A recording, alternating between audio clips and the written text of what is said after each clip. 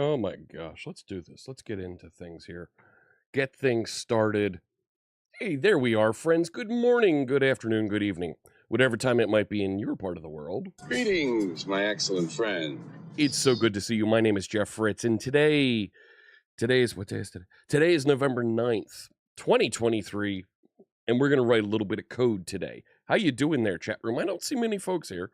It is early. I started a little bit late, so folks might have missed the getting started here, but they'll trickle in. They'll trickle in. How you doing? Nice cup of coffee to get things started here. I'm feeling good looking into next week. We are 1 week away. Gosh, we're less than a week. We are 5 days from .NET Conf 2023. Big event next week. Launch of .NET 8. All kinds of great content coming. We're gonna have a bunch of fun. I hope you tune in. I hope you join me next week as part of that event. You're gonna recognize a bunch of the folks there. I've been working hard on it over the last 6 months, literally 6 months planning and working on it. So really excited for you to be part of that event. Let me head over to chat. I see an initial question coming in here from Dan. Excited about .NET Maui? Seems like Microsoft is really pushing for it. Yes, the .NET team is. Just wondering, because I'm considering learning it a lot, to get a potential job in it. So .NET Maui is getting a bunch of investment in it. It's growing. The performance is improving. There are other similar frameworks out there that folks are also using in the .NET community, in the .NET space, to build native apps, specifically Project Uno, the Uno platform, and Avalonia are the two other frameworks that folks use. .NET Maui is the one that the .NET team publishes and manages. So several different options for you there. None of them are wrong, but .NET Maui is the one that we build and we're maintaining and pushing on to do cool new things with. So I want to freeze effectively where we are with Tags app. I don't want to push any production updates out to the main image out there. There we go. Now we're getting some folks wandering in. Phil Vesey just resubscribed for 29 months. Thank you so much. 29 months with us, and I'll make a donation to the American Cancer Society. So there's, unless we have a fix that must get in, I'm going to freeze the image and not update, so that we don't update any of the deployments that I have mid-process. I'm getting ready and building deployments for .NET Conf for next week. Walter with a question here. It's right there. So if you're on YouTube, if you're on Twitch, you can chat. There's a relay, there's a bot that will relay messages back and forth. And of course, we can see everybody's chat here. I'm going to get some music playing here first. Let me go with Synthwave. Let's go with the Synthwave playlist today. And I'm going to scroll down here and let's start with, let's start with this song. This is called Turn 1. This is music that's DMCA free, royalty free. Listen to it wherever you want, except YouTube. Because on YouTube, there's a pornographic website that claims that it owns this music, files copyright claims, and then does not release them when you show proof that this is a copyright-free song. You can use it wherever you would like, but please understand, if you're like me and you're using it on YouTube, YouTube does have a pornographic website that is blocking it and claiming it as their own. The name of that company is Latin Autor, and if you go to their website, they clearly say, we're going to block you on these songs because we think that we own them, even though they clearly don't. And it's a pornographic website. That's all there is to it. There's nothing to discuss. So let me answer this question from Walter here before we go too much further. Where'd it go? So there, we've had my rant about them. So Yeah, take care with the music on YouTube. It's just I'm gonna literally have to file at least 10 complaints that these folks have filed against me. I'm gonna have to fight. Noticed a number of the source code files getting up to several hundred lines. I'm assuming, Walter, you're referring to Tags app. Is there a point where it makes sense refactoring into smaller files? There are points of that, yes. And some of the things that we're looking at, some of the things that we consider as we look around, absolutely it makes sense to refactor, to make things smaller, make them more unit testable, and absolutely we should consider and push in that direction to make things more testable. And it's something that, quite frankly, we've slacked on in Tags app. We're not unit testing as much as we should. So I think doing some of that refactoring is on the table. I'm open to doing some of that now that we're on the other side of .NET Conf. There's a bug out here that we'll take a look at today that we might sneak in before .NET Conf, but I've had questions about how I use Obsidian notebooks. I want to cover a little bit of that today, and I also want to cover and get into some moderation capabilities. So maybe we do some refactoring unit testing in there as well. Thank you very much for the question, and it's a great point. Chris Jones, great to see you. Eternal Dev Coder, good morning to you. James Foreman is on YouTube. Here, I'm going to put this question up. Look at this. I'm going to use the Restream bot to relay a question from YouTube. James on YouTube asks, I just watched a cool vid on .NET Code Spaces. There's a lot to learn. There's a error that popped up on my other machine. Here we go. There's a lot to learn. I got started, and how do you suggest I get started, being I'm just getting back into .NET after a few years? Okay. Code Spaces is a tool that allows you, hang on, managing audio levels here. There we go. Code Spaces is a tool that allows you to work wherever you'd like by putting things into a container, okay? So you don't have to have everything installed. So that's nice. That means you can also run that container out on the cloud somewhere with GitHub and interact and build and work somewhere else with your own configuration that you carry around and install in those various locations.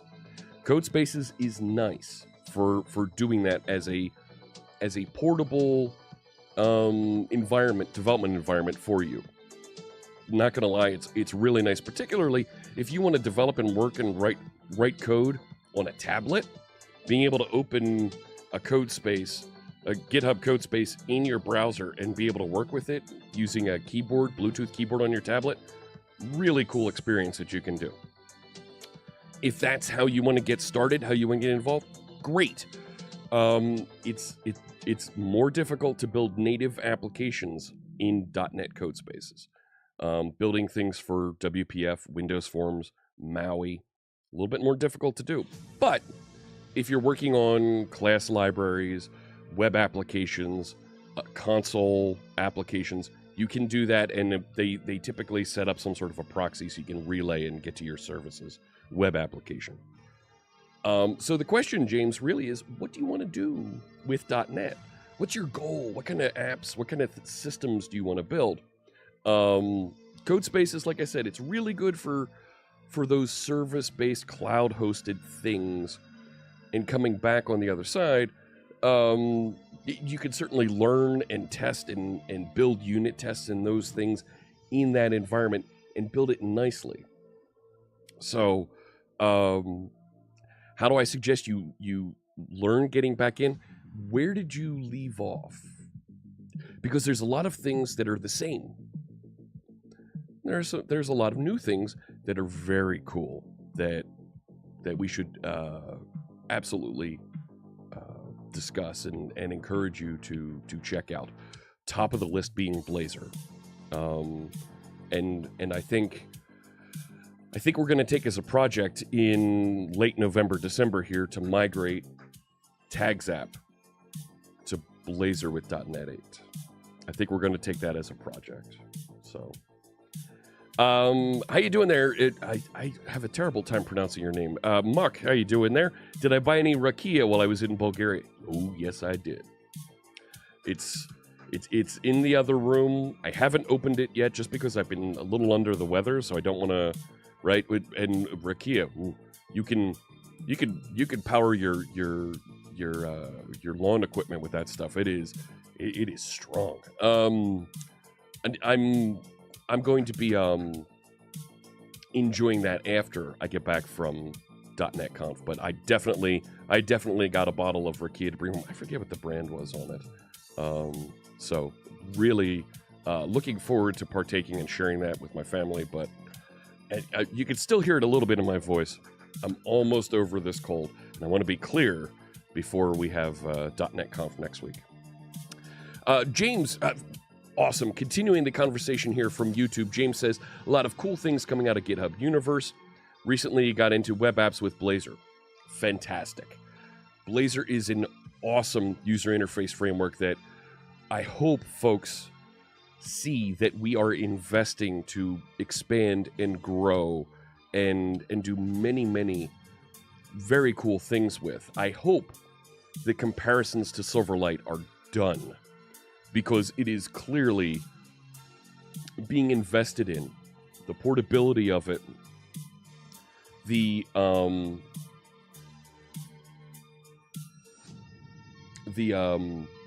portability of it, the capabilities, whether it's in the browser with WebAssembly, it's on the server with ASP.NET, have resoundingly been accepted, cheered, and it is something very unique that nobody has. Hey there, Lucy. Good to see you. Hello, hello.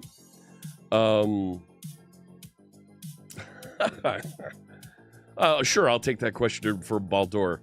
How you doing there? If I had to choose between a cheeseburger, this is. If I had to choose between a cheeseburger and macaroni and cheese for my last meal, what would I choose? Here's the thing. I've got to box this a little bit. That's a fun question. I like that. Here's what I'm running into with this question, and I'm going to couch this a little bit. James is saying cheeseburger. Okay. I have celiac disease. I'm transparent about that. It's something that I want folks to know, and if they have celiac out there, I'm another one that can't partake in gluten, wheat-based products, rye. I can't. If I did not have celiac and I could choose one of these to have, it would be a cheeseburger. That's it, and it would be a cheeseburger with bacon on it, nice sauce, lettuce, a little bit of onion, maybe a couple jalapenos, sauce or barbecue sauce. I'll go either way on that.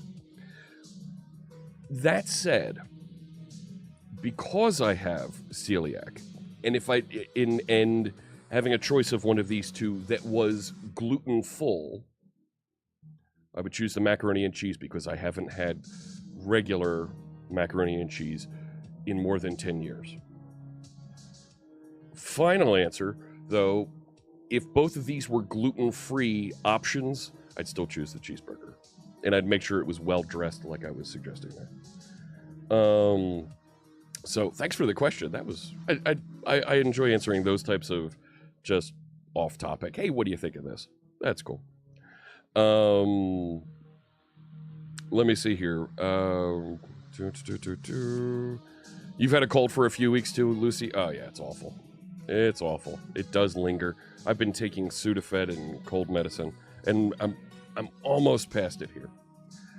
Dr. Cox asks, is everything coming along next week for Tags app? Yes.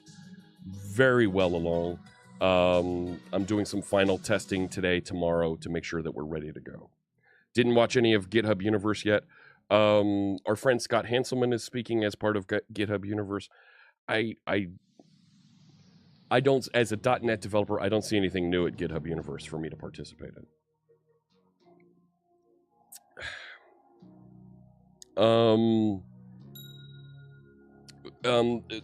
Frizdiskin comments here. I hope they expand on me and my awesome content. Thank you. Quite frankly, the folks at Microsoft are cutting back on my content. That's okay. At some point, I'll be recording more laser training videos for Microsoft. I have more content that I want to record and do on these channels, the YouTube and Twitch channel. I had some stuff that I wanted to post to TikTok this week that just was too long. So, okay, we missed it. I'll work on that. And there's a lot I want to do, but with .NET Conf next week, I'm kind of underwater. So, there's a lot happening there, and I can't expand too much on that. So, Lucy commenting here, the huge difference between Silverlight and Blazor is obviously it's based on standard HTML and CSS, zero vendor lock-in with plugin. You're right. You're right. See, look at that cough. No vendor lock-in with Blazor.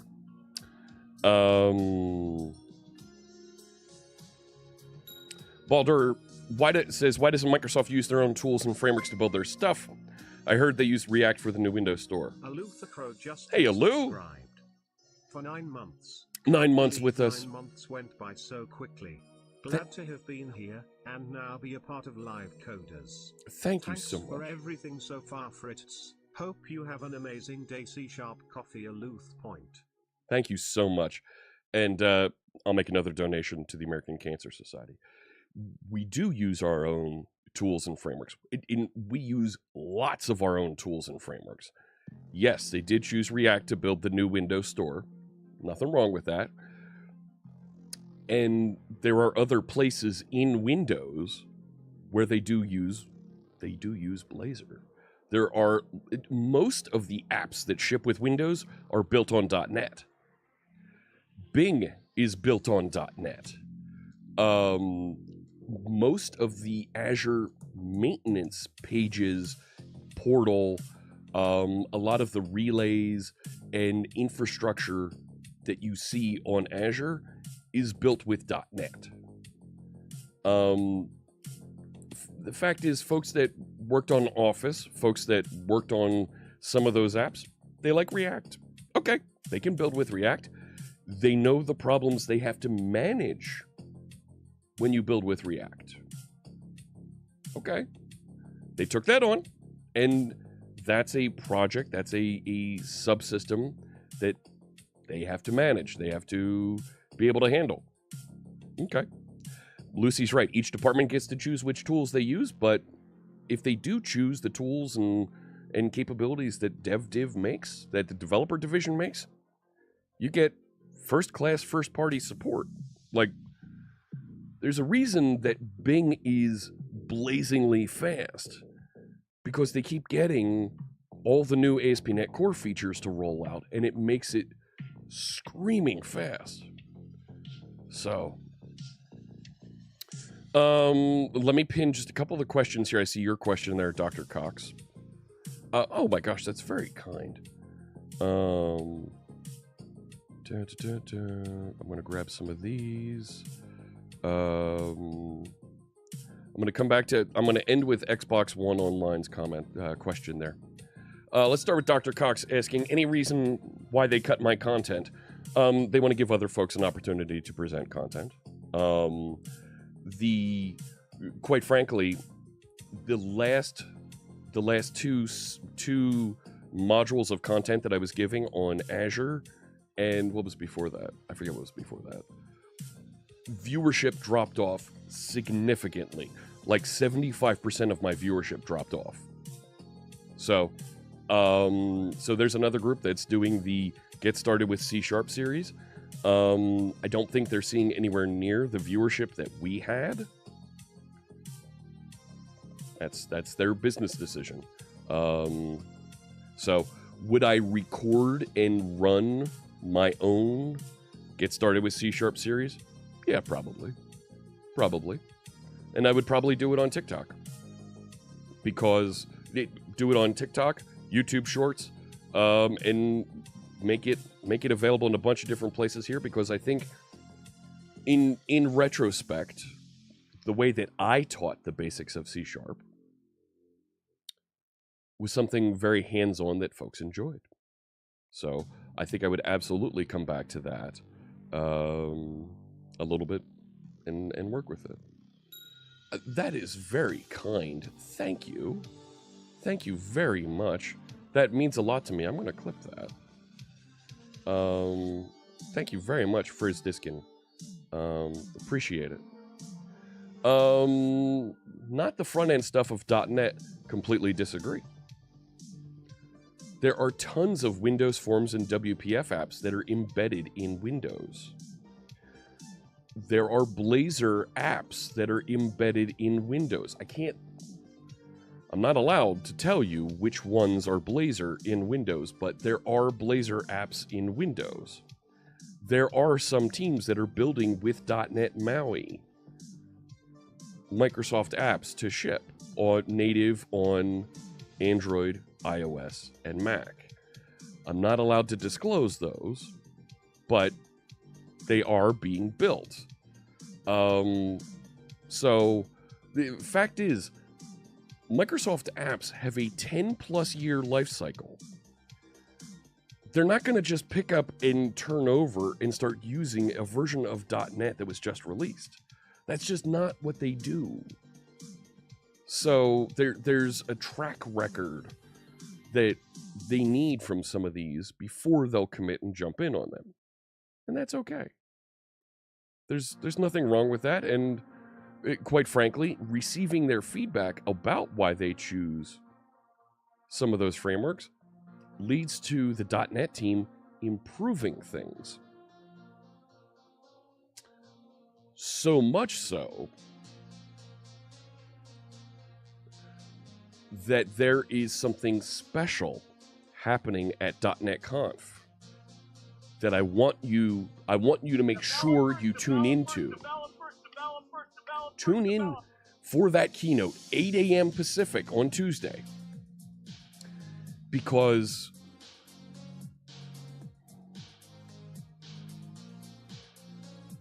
you're going to see how the team has innovated. You're going to see how, I got to be careful how I say this. But my marketing friends have already, there's content that's been embargoed, the press has been exposed to, they've been given white papers on. I can't declare. There is something that is unique that nobody does that you're going to see as part of the keynote. And that's about as far as I can go with that. Xbox here with that's a big question. It's a little bit small on the screen because it's got to squeeze it all in there. Do I think it's possible in a Blazor server app to render some stream to component from server with some partial bytes? You're confusing me here. Happy Truffles, thank you for the follow. I want to load some resource on the server with an API, render it in a component, but now I have to download it on the server first, and then client has to download it also. You're confusing me on this. That's, I'm sorry, I'm not following your description there. And please understand, I'm managing chat here, producing, reading, and answering questions. So things that get a little bit more complex are harder for me to follow. Can you give me? Can you break it down a little bit more there for me? I'm sorry. Hey Naz, good to see you. You feel real power in the live show? Well, hopefully it's picking up. We're getting more viewers tuning in on YouTube. I like that. I appreciate more folks tuning in on YouTube. I need to publish the schedule on YouTube sooner than later so that folks can pick up on that and get subscribed and dialed in, because I know it's easier for some folks to watch on YouTube because Twitch is blocked on the firewall in some places. Where was it? Big Pod says, before I commit to Maui, it needs to work on Linux. I understand why, but honestly, Linux is what I use. and there are folks that were building Linux bindings. They stopped. Because, quite frankly, there's folks that say, hey, I'm really interested in this, but there's no contribution. Like, you're seeing how long it's taking Microsoft to get Maui into a really good place for the other 4 ecosystems it's working. It would be even harder if they were trying to get Linux in the mix also. It's just not trivial to do. So, is it coming at some point in the future? I can't say. I can't say because I don't know, and I talk and work closely with David and Maddie on the team. I don't have any input on that. Lucy's got it playing on both. Thank you. How you doing there, Mythin? I'm doing well. I'm my sinuses are cleared out. I still have a little bit of a headache back here, but we're getting there. Keith on YouTube says, "Ooh, the suspense." You're right. Folks that are in the MVP program, they've been shown what's coming. It's yeah, I can't speak too much more about it.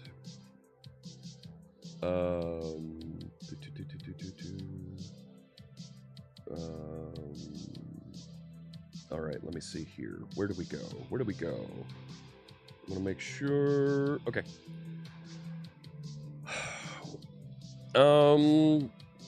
Any chance we get to see Visual Studio build with .NET 8 during .NET Conf? What do you mean Visual Studio build? Help me out. Oh, getting Visual Studio built with .NET 8.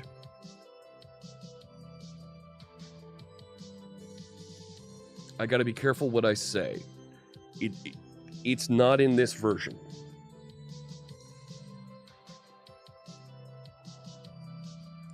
It's Visual Studio being built with the new .NET is absolutely something that we hear folks saying, hey, when are we going to upgrade this?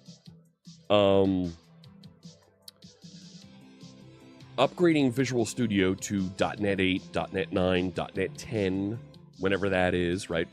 Presumably over the next 2 years. Upgrading it means that the entire ecosystem of extensions breaks, because those are built on .NET Framework. The appetite for rebuilding that ecosystem is a lower priority than other goals that the Visual Studio team has right now.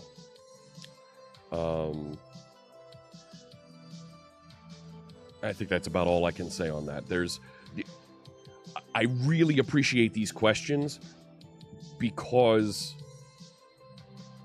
they're things that absolutely we should discuss. I need to be careful what I say and what I can't say about them because I do know things that are going on. I do know plans that are out there for various things that are being discussed and mentioned here. There are other plans for Visual Studio first that have taken priority. I know folks have experimented with the build, getting it to build with .NET Core, .NET 6, .NET 8. I don't know where those turned out, but there are other priorities right now, is what I'll say. There isn't enough person hours from people working on it Linux, even though popular with developers. Yes, Lucy, I really like that answer. Even though Linux is popular with developers, it's not a significant user base. It just isn't. Not just, okay, great, it's popular with developers, but the ROI to have end users building and working with it, it's just not there. It's just not. So, oh my. Oh, that stinks, Big Pod. Best of luck to you. Hey, Blessai. Marcus Voice Coder just Marcus resubscribed for 22 months. Hello.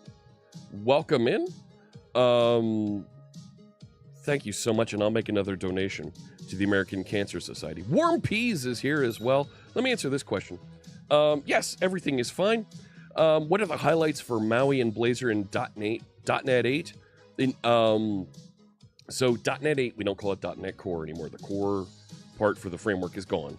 So in .NET 8, lots of performance updates on the Maui side. Performance, tuning, bug fixes are what's coming in there. The challenge with Maui is keeping up with the frameworks and operating systems that it builds and targets.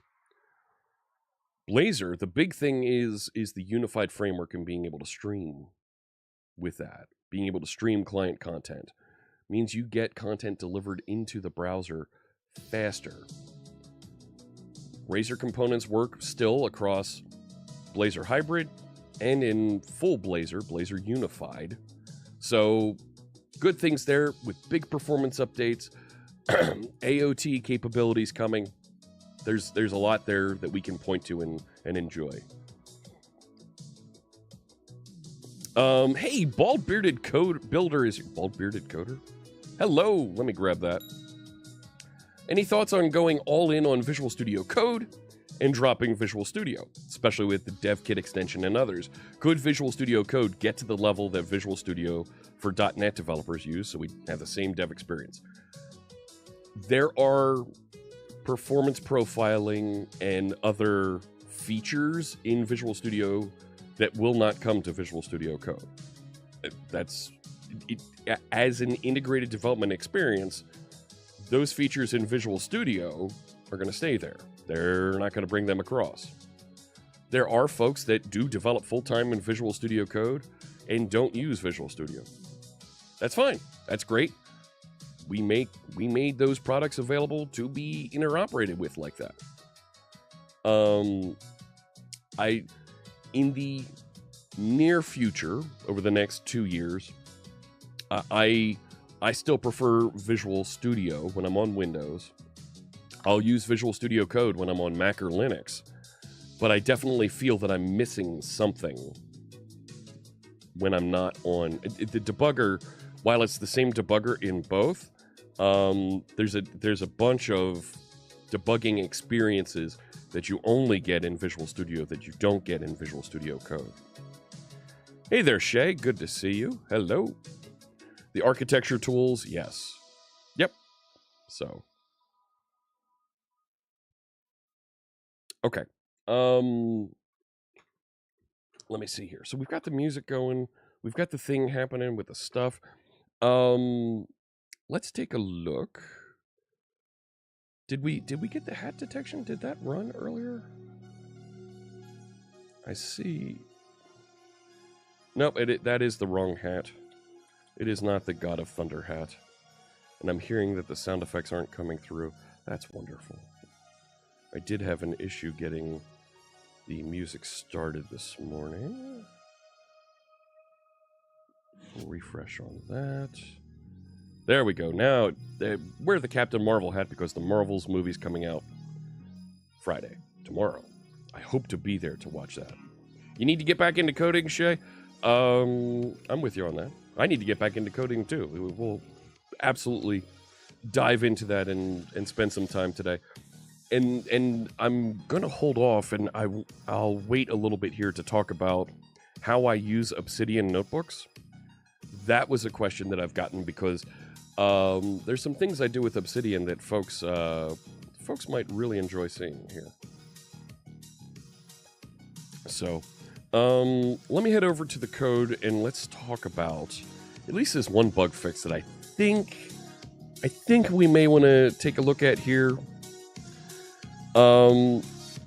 If you're moderating in TagZap and the card has scrolled off the top of the viewport, it doesn't navigate left or right. So here, if we look at TagZap NFL test Azure websites net, if we take a look at this one, right, and show what's going on here. Yes, get me logged in. That's right. That's not me. That is. There we go. So if we look at moderation here, right? And I scroll down somewhere in here, and right. So if I So there, I'm kind of stuck. You see how the cursor is in that top left? Right, it's right here's where the cursor is. You see the double blue outline, right? I can't move, and look at that, because I moused over it, I lost it. Now it's over here with Lucy. Let's go ahead, pause. There we go. So, hey there, Ergenrod.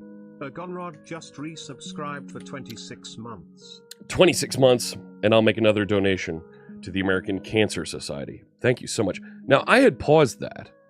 Why did you restart? Is it because I put the mouse over it and it... Come on now. That shouldn't unpause. Alright. So you see where the cursor is now? It's on the top left there. When I try and cursor left and right, it doesn't move. Because it can't find the next card over. So what I think I should do is, if you hit left and right, where what it's doing is it's looking from the top of the card and trying to go across and find the next card over. If it doesn't find one there, I think I should go down 10 pixels until I find a card. And if I go down more than 200 pixels, stop. So, I think we can put in this little fix and get it deployed as part of what we're pushing for .NET Conf. Stand by. There we go. 1 second here. I gotta reset where I am.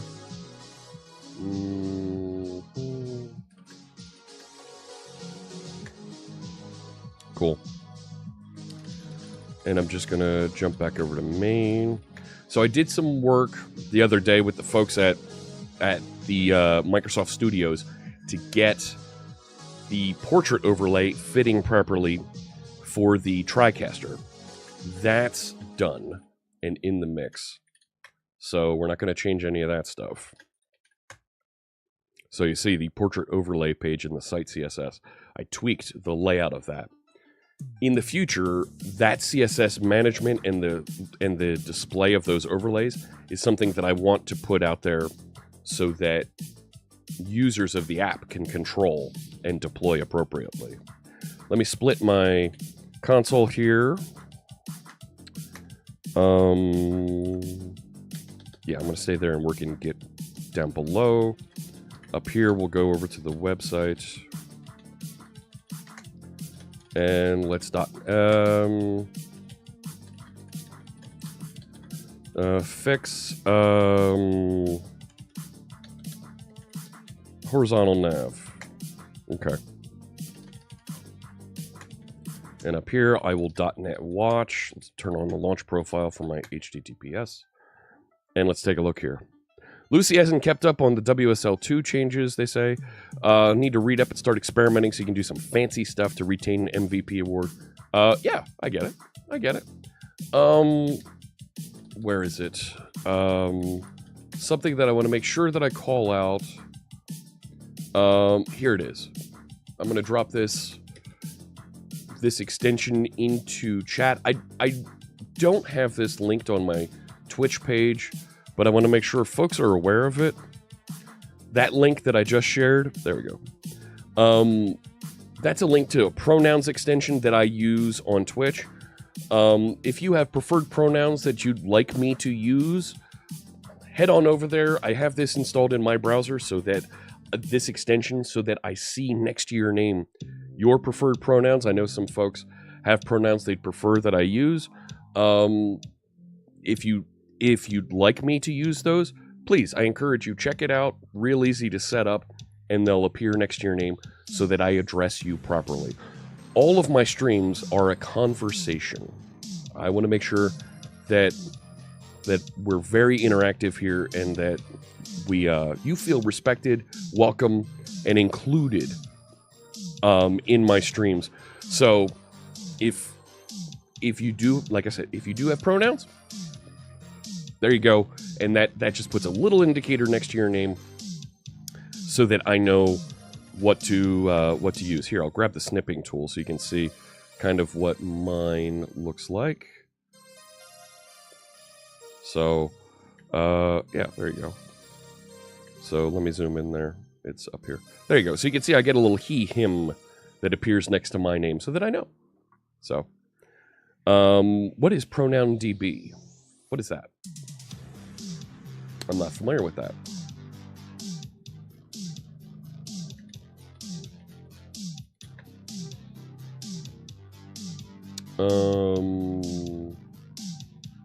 Keeping track of everyone's pronouns, but do blah blah blah.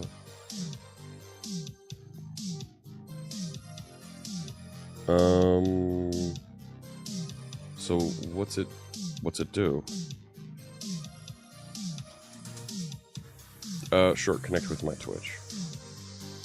Sure.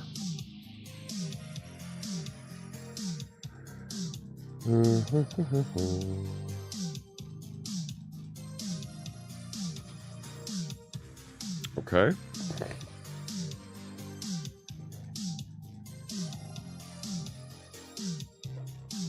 Sure, connect with my GitHub.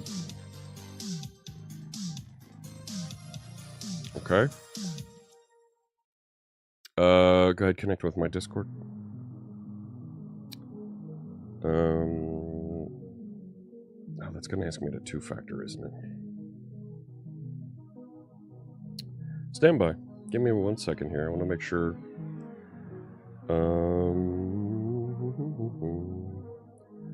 There we go.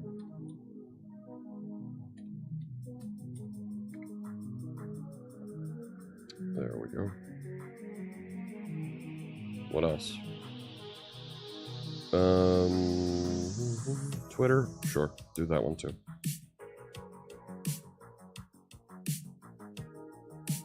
Okay. Now what?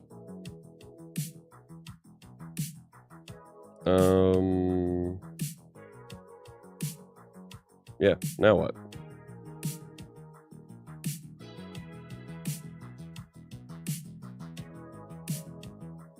So great, I have an account. How do I see other people's pronouns?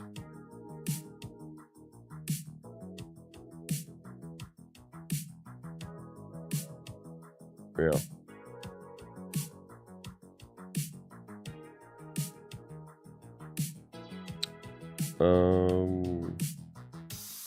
Yep, there you go. I got Surge. Yep. No, it's another browser extension. Grab pronoun DB.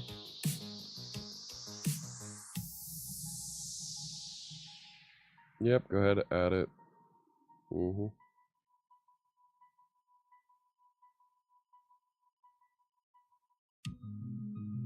There we go. Okay, I'm seeing Lucy's there as well. I use Firefox for managing Twitch, but I do now. I have them both appearing. Yep, there we go. So cool, and you'll see other folks' pronouns in Twitch chat as well. I don't think it doesn't look like it works with YouTube. That's annoying, but it's YouTube. What can I tell you? I've got a number of problems with YouTube, but hey, that's a thing, you know? All right, let's see if we can tidy this up. I have the app running here. Let me go over to Visual Studio. That's some ClipTalk. I've got to shut ClipTalk down this weekend because I do not want to pay for it for another month. Ooh.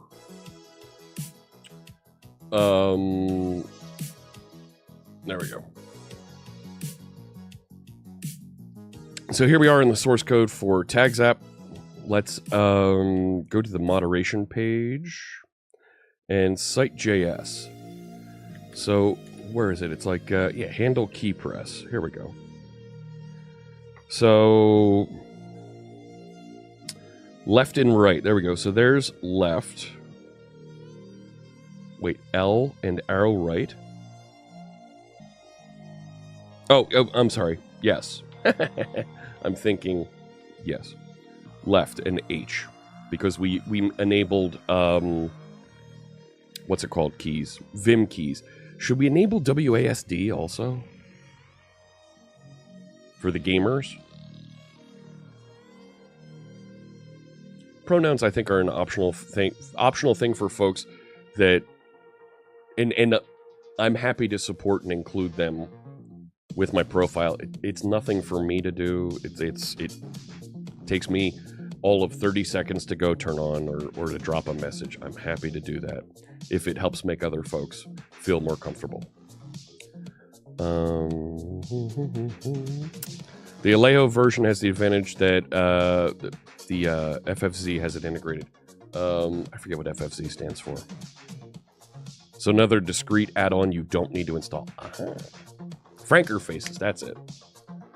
So what I want to do here is when you go left and right, if it doesn't find an element, let's continue. And I think I do that with the up and down, don't I? Right?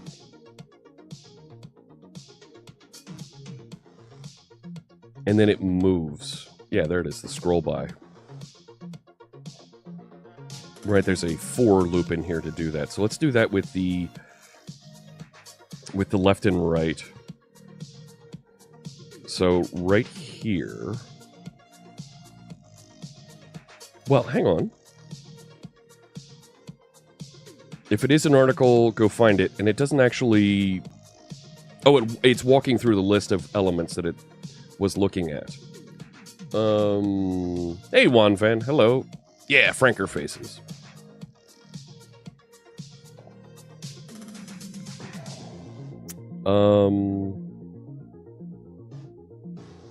So let's do this.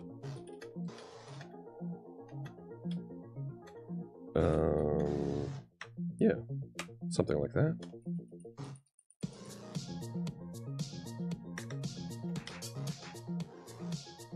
So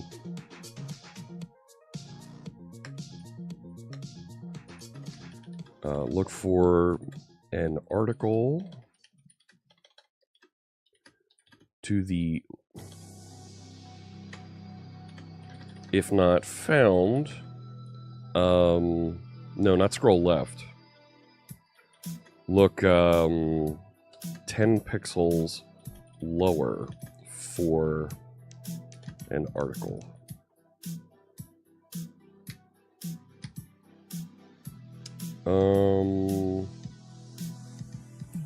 Okay, so this var above, I need to move this out so it maintains context. Okay, so outside here, if above does not equal null, and there we go.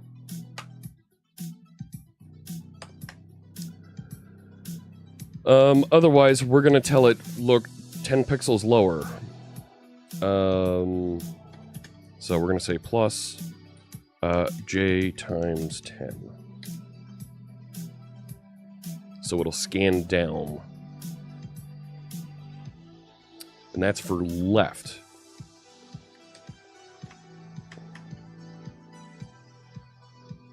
Okay, we're still on pause. Right, so there we go. So now when I go left, yeah, it's still not going left. Let's refresh. Oh wait, that's the NFL test version. That's why it didn't work. That's why it didn't work, Fritz. Hang on. I thought it did start. It's over here. No. Why didn't it start?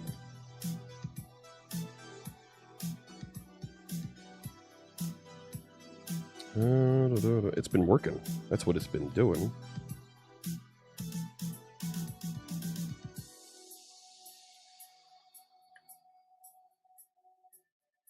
There. Log in. This one. Hey, lemon sauce. Welcome Log in as me. I like doing a little bit of JavaScript on this. Not gonna lie. It's been fun, dare I say? Go ahead, pause. So here, this one. There, it found it going left. And going right doesn't work. So let's bring that same feature now into going right. So I'll do the exact same thing.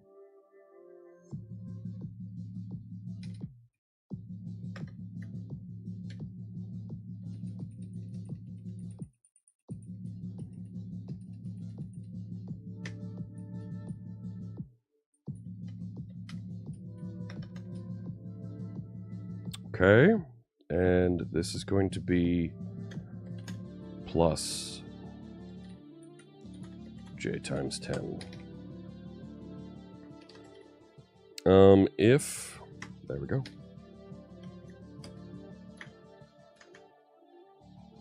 So it already refreshed the page for me. So I'll just start cursoring down. Let's zoom out a little bit.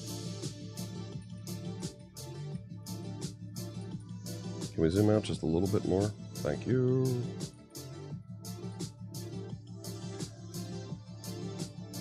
Okay, we're paused. No, left and right, I'm stuck there.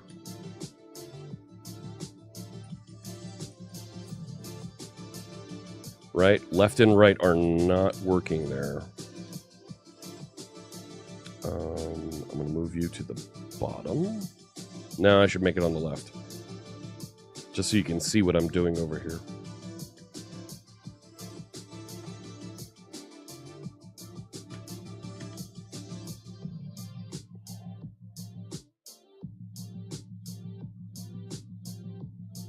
So, what if I push this up?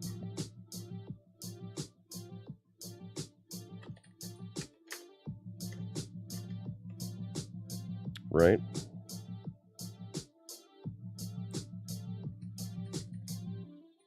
So here, no, left and right are not working. Hey, listen. I left the above in the loop at 721. Hey, Chaotic Monkey. Chaotic Monkey just resubscribed for 32 months. Good morning, Jeff and chat. Hello. You're right. So there it is, restarted.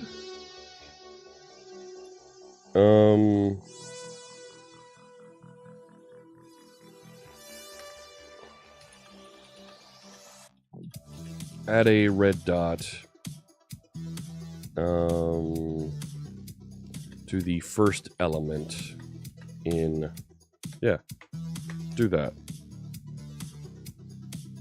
Now, create an element with a red background.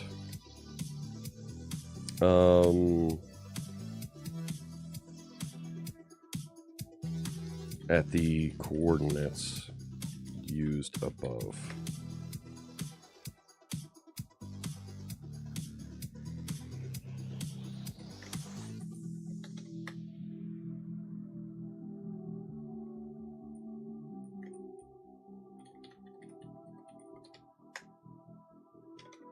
No!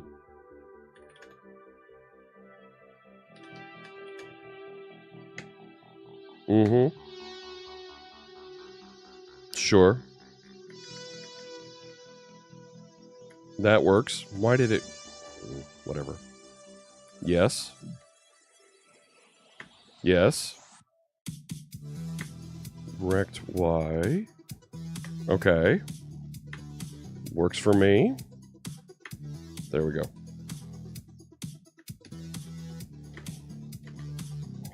Right, I saved that.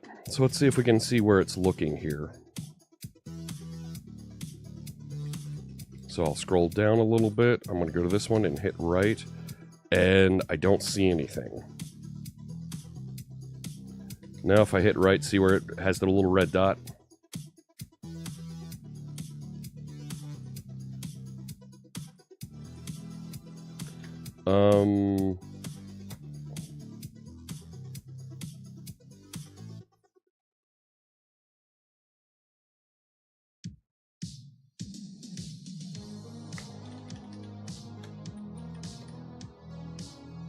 Let's do this.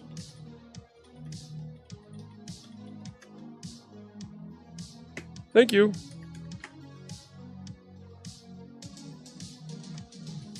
So I only have this on the right. So look at that, 342. Look, and it found it eventually, right?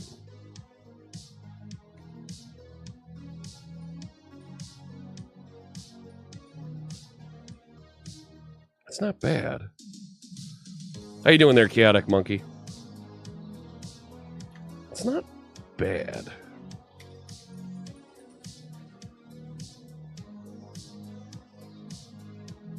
Right, if I just...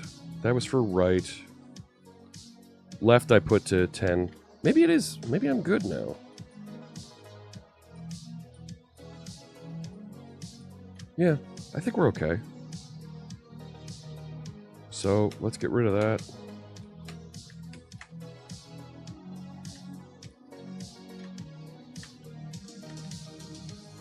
Right, I saved. Yeah. Uh-oh.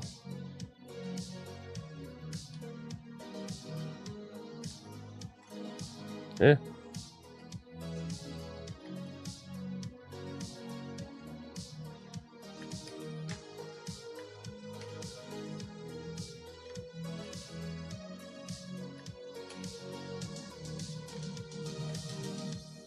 I told it to rebuild. Enjoying a couple days off? Nice. Nice. Where's my content?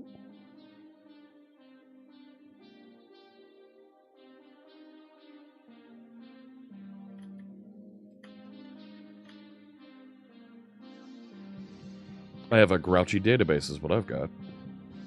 Okay.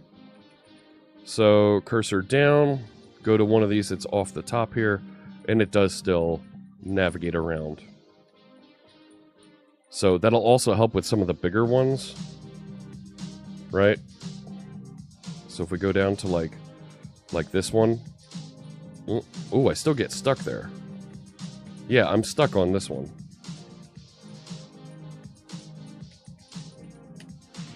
Well, actually, that's a really big one.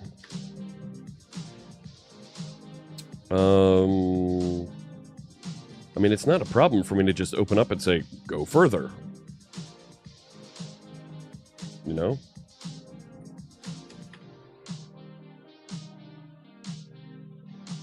Right, did it? It didn't reload the JavaScript. So...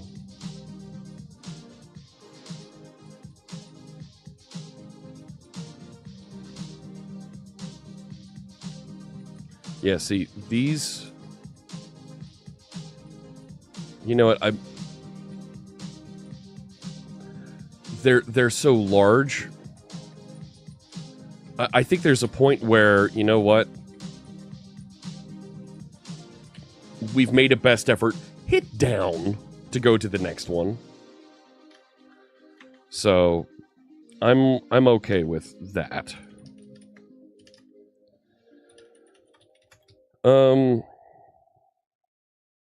Made best effort to navigate to cards next to the current card.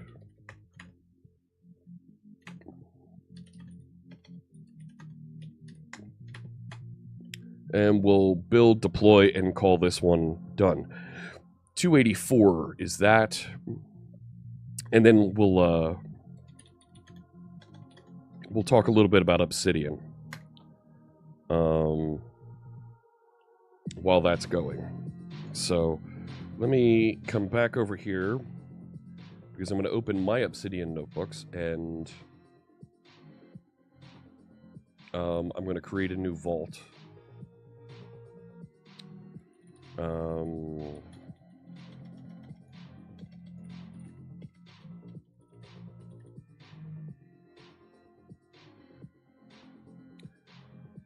Now, what I do is I actually put mine...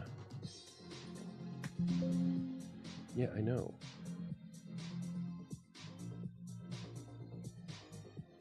I put mine in...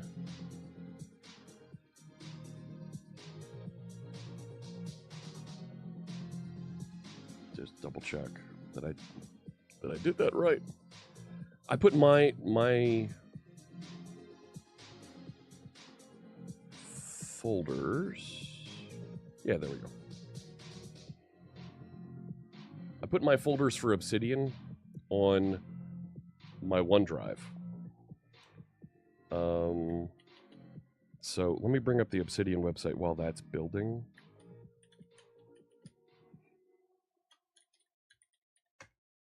It's Obsidian, yeah, .md. Here we go. So, and right, I want to share this productivity tool that I've been using. So this is called Obsidian. Here, let me put a marker, because I'm going to turn this into a little bit of a video later.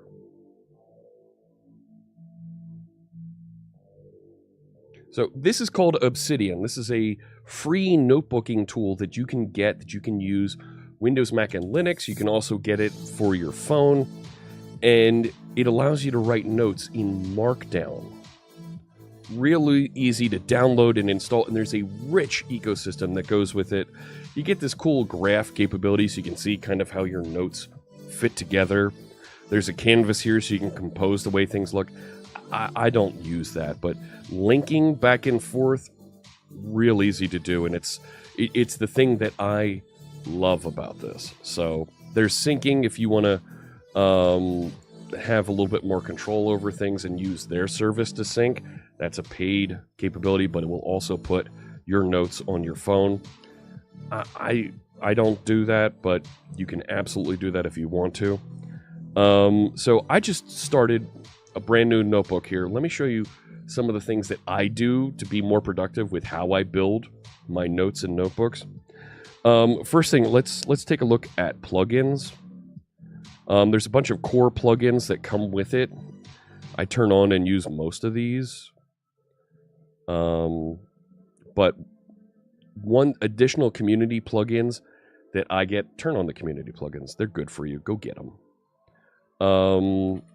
I absolutely use the calendar that puts a little calendar next to your notes and shows you when you created notes so you can go back and find things. Install that, John. You want that. Additionally, besides the calendar, go get the reminders. The reminder. This way, you can create a checklist inside of your notes, but this way you can put a time on it and it will pop reminders that say, hey, you need to do this. Eat Bites has been using OneNote for a long time. Would this be familiar? It's better than OneNote. It's better than OneNote. So I'm going to enable that. Show me just the installed ones. I'm going to go over to your calendar, enable that, and close that out. And now on the side here, where's my calendar? There it is. So I like seeing my calendar, and normally that's docked to the bottom. Right, there's a way to see, to position that so that I get... Now, Control-P gives you access to the command palette just like in Visual Studio Code. Command-P does the same thing. No, let me go back into the plugins and calendar options. So there's dots that they'll show based on however many words you put into your notes on those days. Yeah, do that. Do that. No, it's not showing me the right panel. I actually have this kind of linked together so that it shows a handful of things on my right panel. I don't know why it's not doing that. Started using Notion. Yeah, a lot of folks like Notion as well. So what I like to do, right, I like to create folders for my various contacts. I also like to set up a, right, you can search for for notes very easily. It wasn't Control P. Is it? I forget what the command is. I don't typically search for notes. I'll use the search button over here to go find them. But I like to set up Control D in the hotkeys. There, hotkeys, right? It's delete paragraph. That's a stupid hotkey. But go find open today's daily note. That I want as Control D.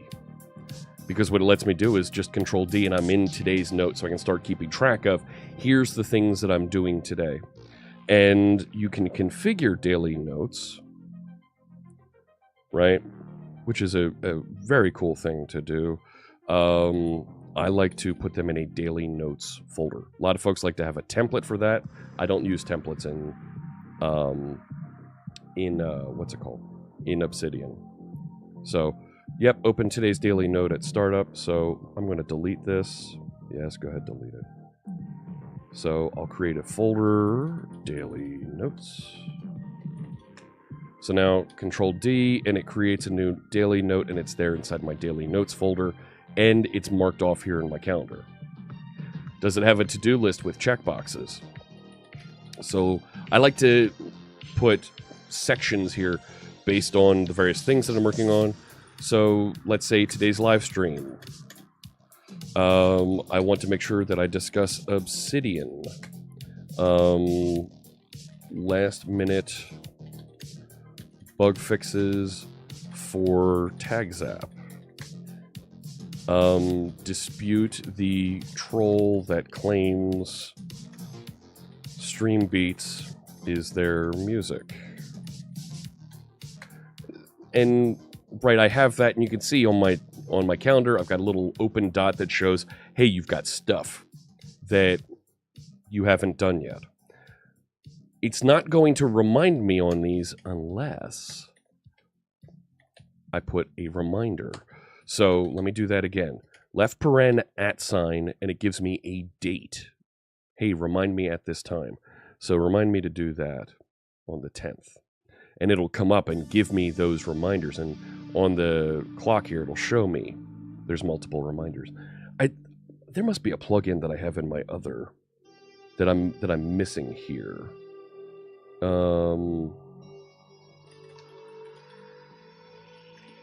For doing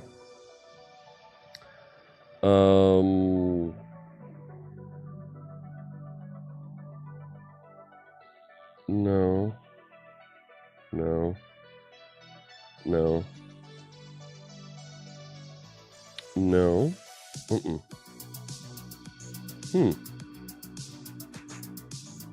Is it in?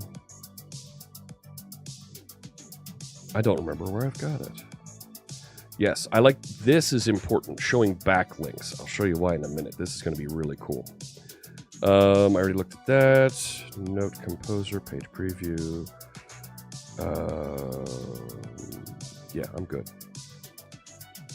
So what I like to do now is I'll put things in here like working with context.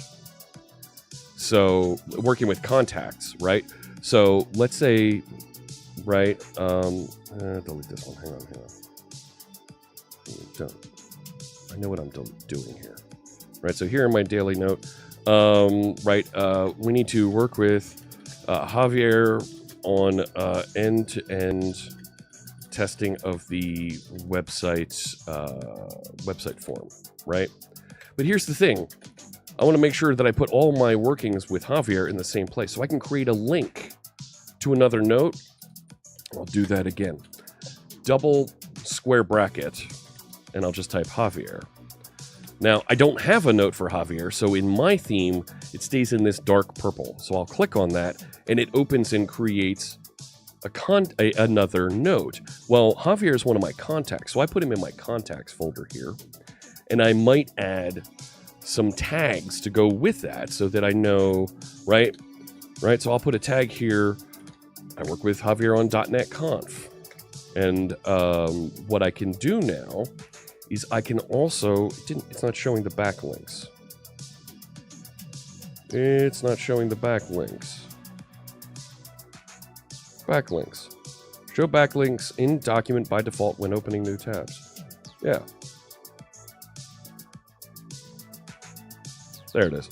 So now down here, because I mentioned that I'm working on Javier on today's note, I get that item linked down here so I can see back and forth when I was working with Javier on something.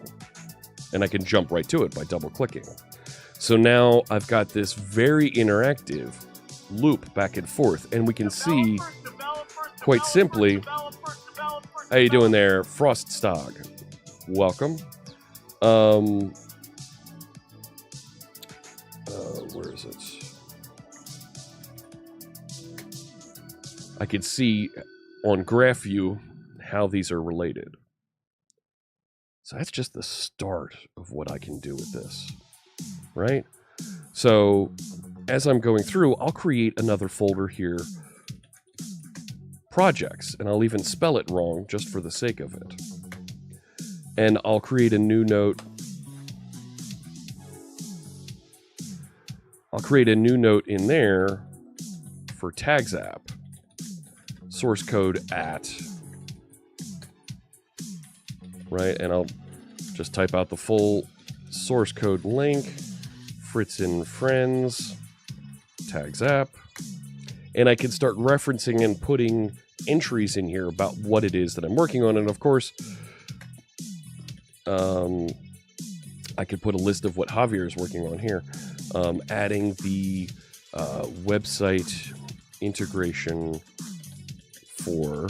And now if I start referencing double square bracket, hey, go find me a note that I want to link to here, and I start typing, it auto completes. So now I can jump into Tags app and I can see Javier is working on Tags app. Nice. Right? So I can jump quickly then back and forth to my contacts that are working on this and see what they're doing. But I can even go further, right? So what I like to do as well is I like to have a meeting notes folder. And I might put an entry in here, and this will be, Tags app integration,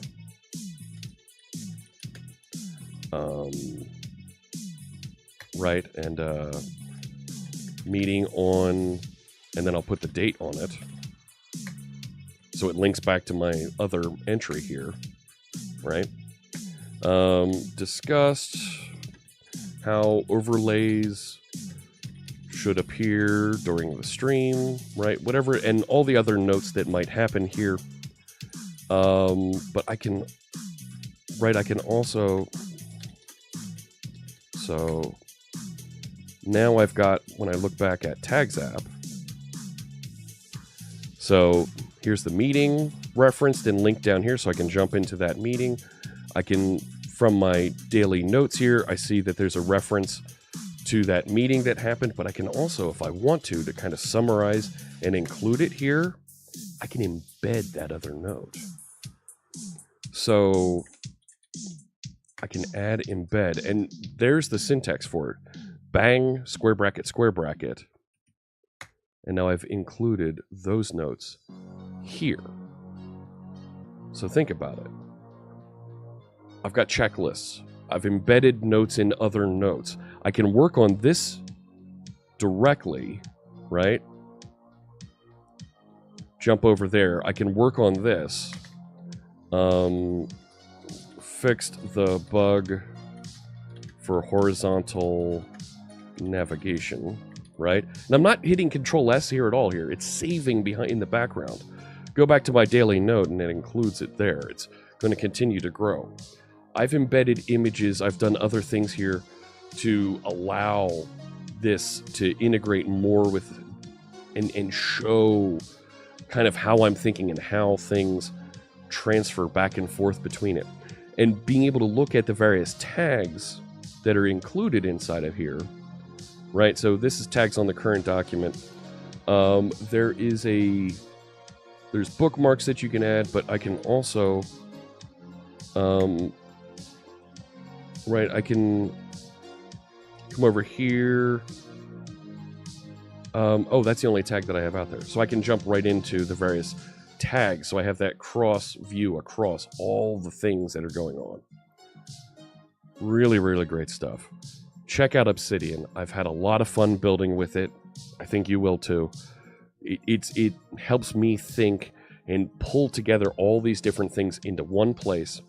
So I get my reminders, I get my notes, I get my to-do list all in one place. I'll Control D and jump back to my daily note there. But I can jump back and forth on my reminders and on my calendar and see what's going on real easy. So check it out. Obsidian.md is where you can find that. I'll share that link again in chat. They're not paying me to use this, but I think it's a fantastic tool. The extensions that are available out there are really, really great. And maybe you don't like this dark theme. There's all kinds of themes that are available for you out there. Under Appearance, Themes, go ahead and click Manage. And you can download all kinds of themes that you might want in here. So, like, here, I'll grab this Night Owl. Right? So, the orange is a little bit much for me with the white. So, I'm not... There's Dracula theme. I know folks like that darker theme. Royal Velvet. Sure, go ahead, use that one. So, choose different themes. But I save this to my OneDrive folder. You might use Dropbox. You might use some other file syncing service. So, it syncs and puts it everywhere that you need. So, check it out. I really enjoy it. All right, let's jump back over to the source code. So we fixed that. Yep, everything built properly. Go ahead, squash, merge, and ship it. What? What do you mean merge failed? Merge. Yes. Thank you. There it goes. So that'll rebuild, put out a new image, and everybody will get a new copy of it, and life will be good. It is not Visual Studio Code, no. But I think using... And that should open my last one. Yeah.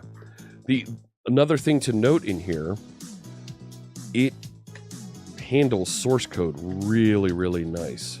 I believe that's an extension I use in my other one. Community plugins, browse.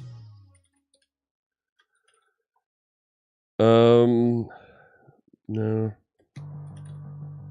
Editor syntax highlight. Yeah, I use this one. So,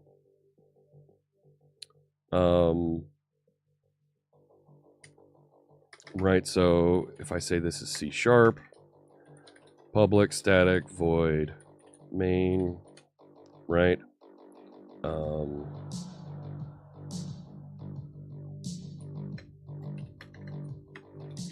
Console right line, do the thing. Right, it knows and formats and puts the little C# indicator up here nicely. So, fantastic stuff. Does it have Git support? It's an extension that you can use. I don't like it.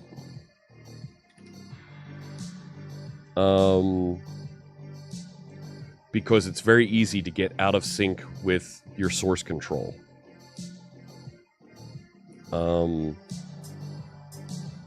And pushing and pulling it from GitHub. It's just, it's not quite there for me. GitHub publisher, publish your notes to your GitHub repository.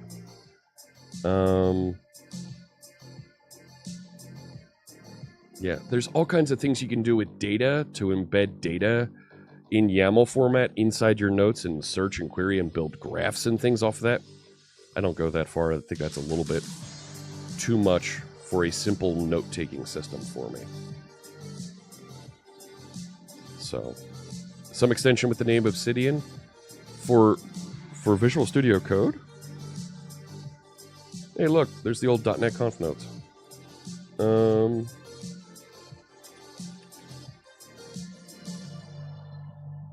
Son of Obsidian theme, Obsidian theme, Obsidian dark, Obsidian theme,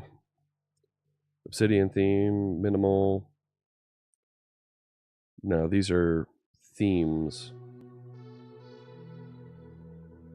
Search in your Obsidian vault directly from Markdown. Yeah, maybe. That's kind of cool.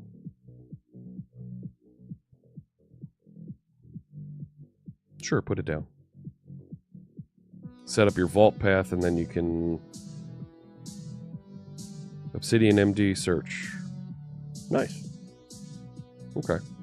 So the key thing to remember about Obsidian is that all your notes are just markdown sitting on disk. Right?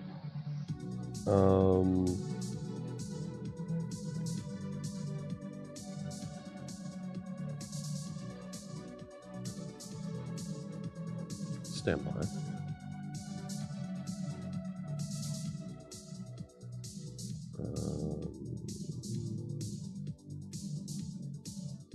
So here's the folder that I set up for that Obsidian notebook, right?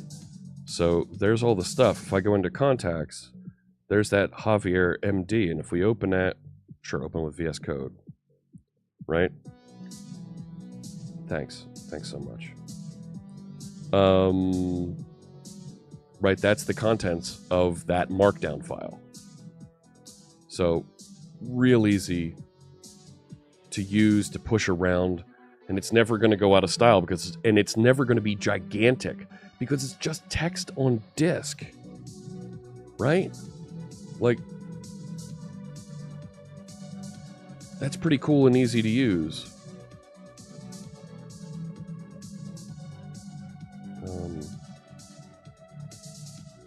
Right, so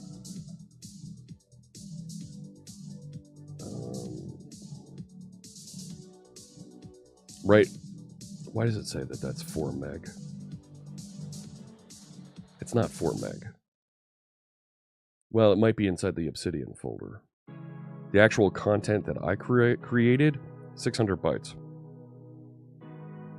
There's an index in here. Well, all my plugins that I installed are in there also, and the themes, right? So all of those things, the code to run that, which is just JavaScript. So, like, being able to take a whole notebook around with all my extensions that power that notebook in less than 10 meg, fantastic stuff. So I use that for all my Microsoft stuff. As I'm doing meetings and things, I'll tag, hey, I talked to this person. I assigned this person this thing. So I can go back into their contact note and I can see, here's what I assigned them. Mark those off and they're completed. So using Notion primarily for note-taking and knowledge management, yeah. Obsidian is very free and easy to migrate content in and out of, and I believe there's migration tools to migrate from Notion into Obsidian.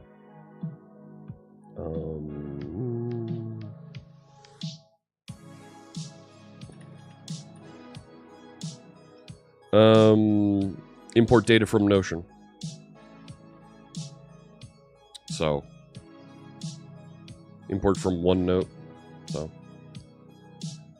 I really like this, and folks have asked me to share more about how I use Obsidian.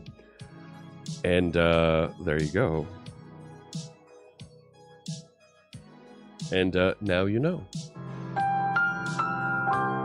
So, all right, so we got that bug fix in.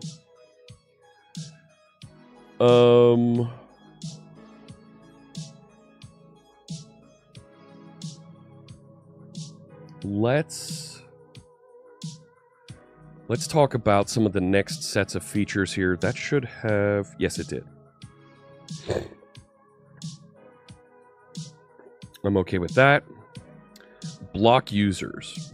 Let's start talking about this feature. because I think this is something important, and quite frankly, if we can sneak it in, I will. But I think this is an important feature that will make Tags app more accessible, not just accessible, but more viable for more folks. Hey, if somebody's abusing Tags app and they're sending tons of messages in, we want to be able to block them and say, you're done. I don't want to see any more of your content.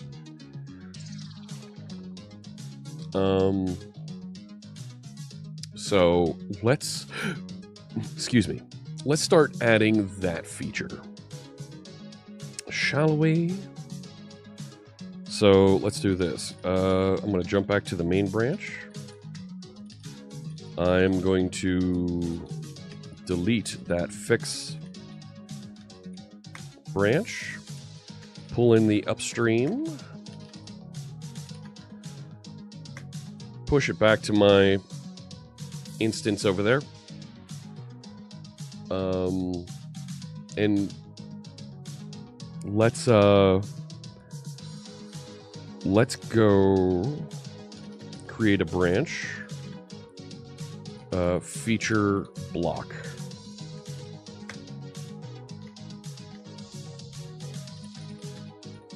So this is probably going to take, unless something clicks and we can get this done almost immediately, this is going to take us a couple streams here.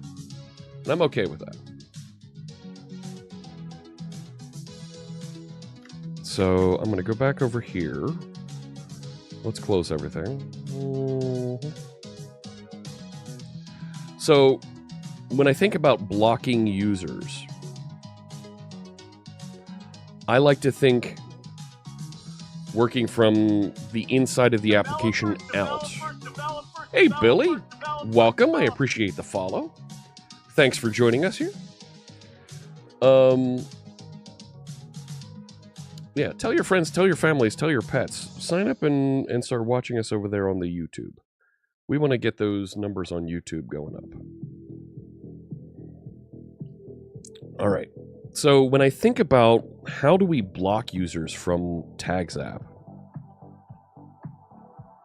I'm going to identify a user based on their... Yep, that's fine. There's tech check and rehearsal sessions starting today for .NET Conf. That's what, and you'll probably hear a couple more notifications come through here. When we think about blocking, I'm going to identify somebody based on their screen name and the platform they're coming from. Yes, they can change their screen name. But with the way that we grab content from the various services, I don't have their user ID that goes with their screen name. So I think we're going to need to capture and store those somewhere. Marcus says the only pets they've got are the rats in the attic. Oh, that's awful. That's awful. So I'm going to start and move outwards here with defining what a blocked user is. And we'll come back and add in the filter that automatically rejects contents from those users.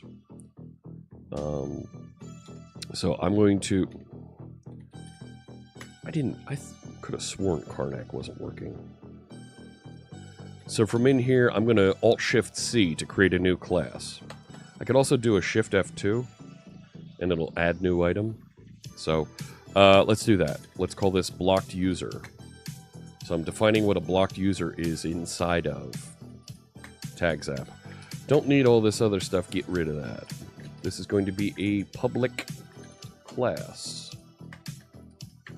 A blocked user has just those two fields, so we'll set up a property here. String provider. So on what service are we blocking them? And string, and this will be their username. So let's add a little bit of comments here. The name of the provider this user is operating on.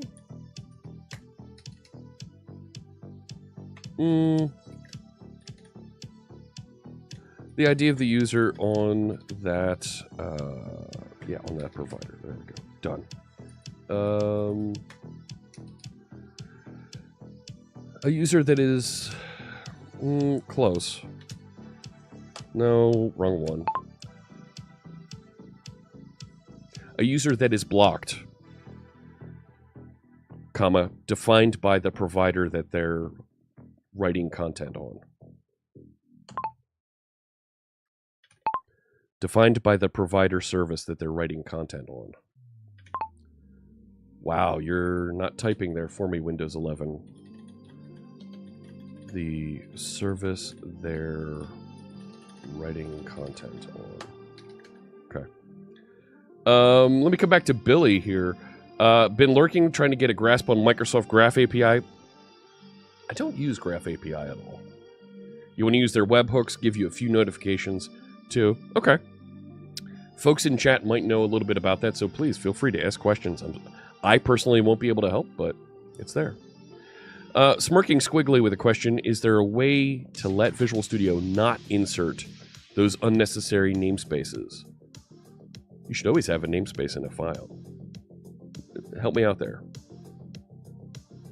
The unnecessary usings. I don't think so. They come with the template, right? So if you didn't have those implicit usings turned on, you need them. But because I have implicit usings turned on inside my project, right, I don't need them. So I don't think there's a way to do that yet. Feels like a good extension for somebody to add. Okay. Let's see, I still have a little bit of that cough. So let's go. Where do we want to go? I have to find what a blocked user is. Let me put it into my data storage here. So my Postgres, I have a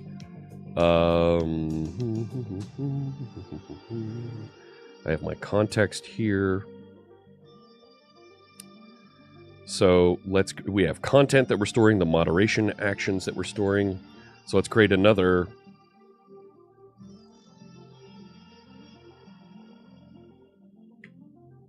Thank you, Copilot. But I'm going to call this a PG blocked user. Why? Because I'm defining. Generate that type. Chris Funk. 21 just resubscribed for 28 months. Thank you so much. 28 months, and we'll make another donation to the American Cancer Society. Good morning to you. I don't typically share information about subscriber count, but our subscriber count is down significantly over the past few months. So I don't normally share that, but and I don't share the exact number, but it is down significantly.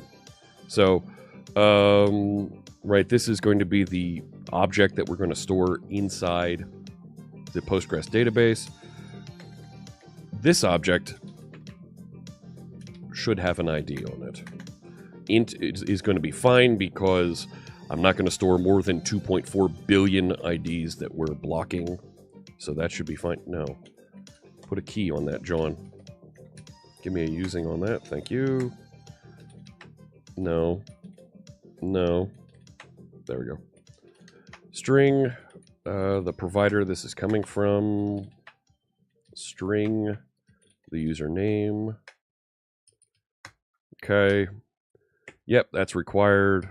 Let's set a max length on that also of 30. What's the max length that I put on it? I put 20 over there. Fine, we'll make it 20 as well. Is it 200?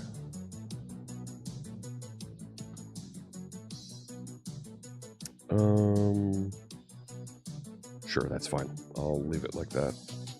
Okay. And finally, I'm going to create an operator so that I can convert back and forth from the generic, the the simple type that I've defined for my business rules. Nope.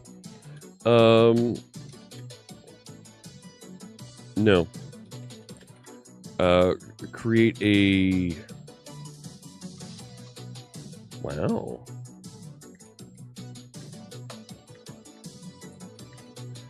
Add an explicit operator to convert between... why don't I just dictate this? Add an explicit operator to convert between a blocked user and a PG blocked user. And it's not doing it. What microphone are you on here?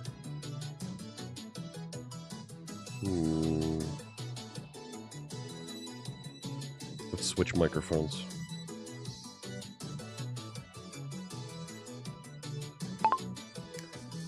Add an explicit operator. No, it's not reading.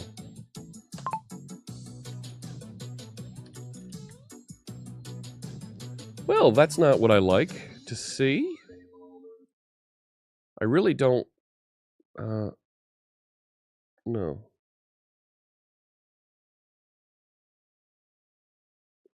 No. I don't like the new notepad remembering the files.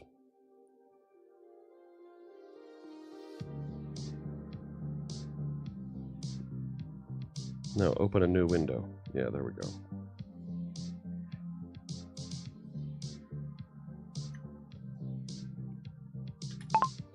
Add an explicit operator. No, my Windows H... Oh, there we go. So why isn't it taking it into Visual Studio? Add an explicit operator for... No. Oh! Alright, try that again.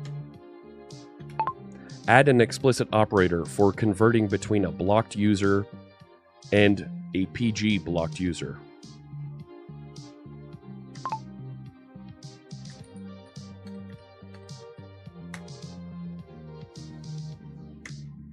Oh, it's so good. Oh, it's so good. You know what I mean? Trouble inserting snippets into a Razor file. Haven't tried it, Marcus. Haven't tried it recently. What kind of snippets are you trying to add? Yeah, he's definitely doing more voice commands inside of Visual Studio.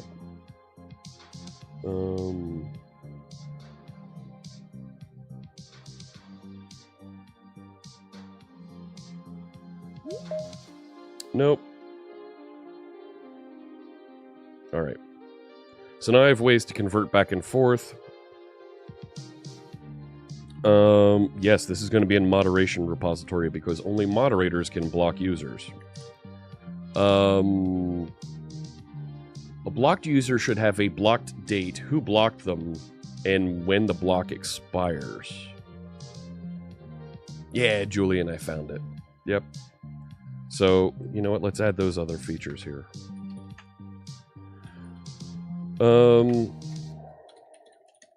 Right, who was the user that blocked this user? Who was the moderator? Date time offset. Blocked date. Developers. Hey, Matt, thank you for joining us. Appreciate the follow. Yeah, a little bit of voice typing. This is the Windows one. Windows H does this. And let's also put an expiration in here.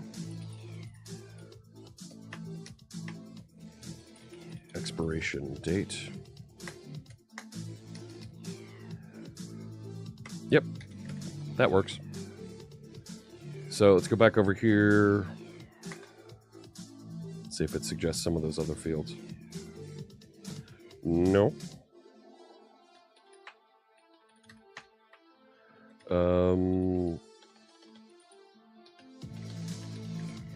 Now I'll call it blocking user.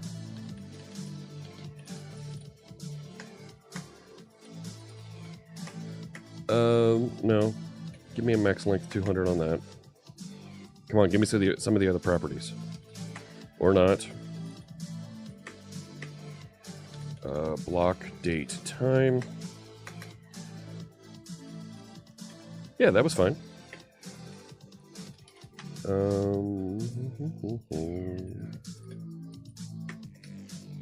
Oh, make this required.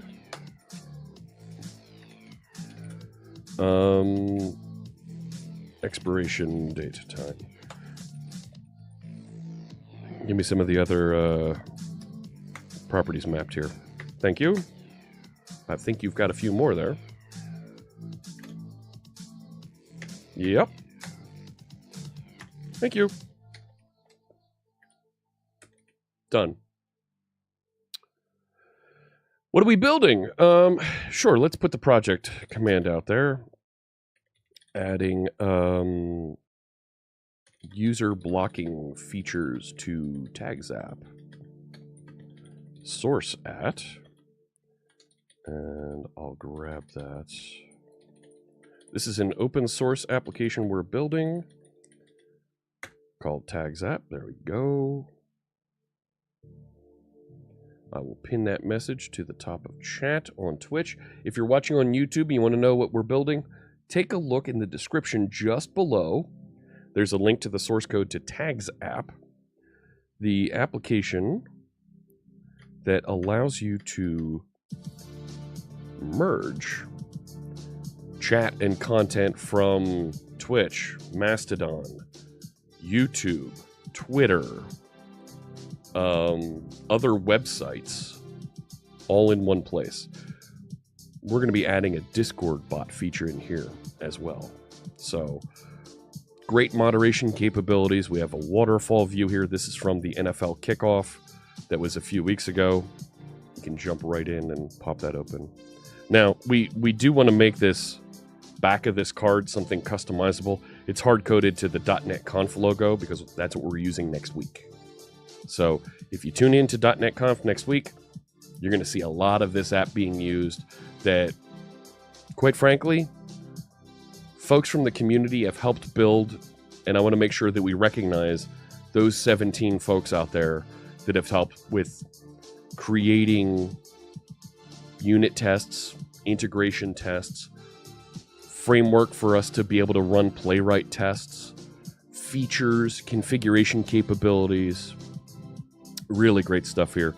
And GitHub's taken a long time loading those contributions. There we go.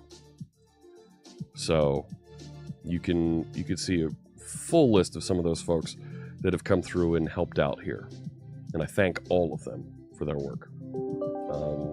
Of course, I'm carrying a little bit of it here. Not gonna lie. But huge thanks to all those folks. So Matt, one of our goals is let's take this web-based app that runs in a container and let's turn it into a native application. Will you shut up over there, Outlook? Nobody's talking to you. Woo! That's right. How am I getting data from Twitter? Twitter is a paid service to get access to, so if you want to integrate with Twitter, it's a minimum of $100 a month. So Copilot wrote a bunch of the tests. Yes, it was my Outlook. That's why I'm telling it to keep a lid on it over here. All right. So all of these are available as packages. The latest version is available out here as a container that you can install and run wherever you'd like. So, but it runs on Postgres. We need to build some installation instructions to make it easier for folks to get started. We're getting there. We're getting there.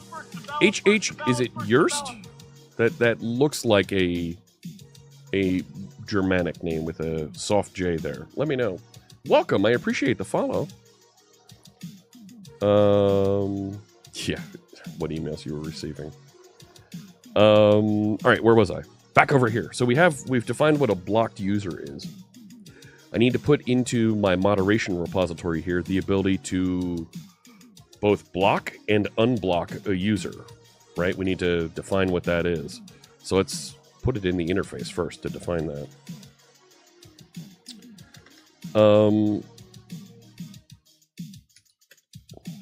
No. Add a method. That's not a bad idea. Okay. Yes, I like that too. User ID, provider, username, datetime offset. Yeah, I like that. Okay. Copilot's batting 1,000 here. Yeah. Anything else that you suggest? No. Okay. Right? So let's add some documentation to go with this.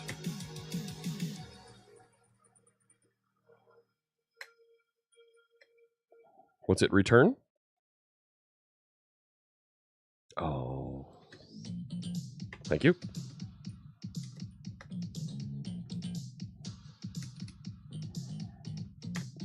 Looks good to me.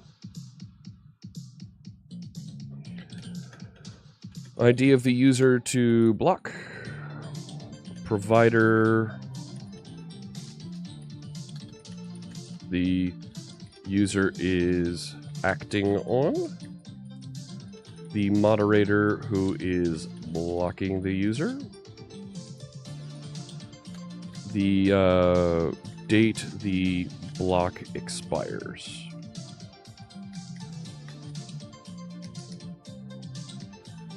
Come on, give me a summary for this. What does unblock user do? Thank you. ID of the user to unblock. Provider the user is acting on. I don't really need the user.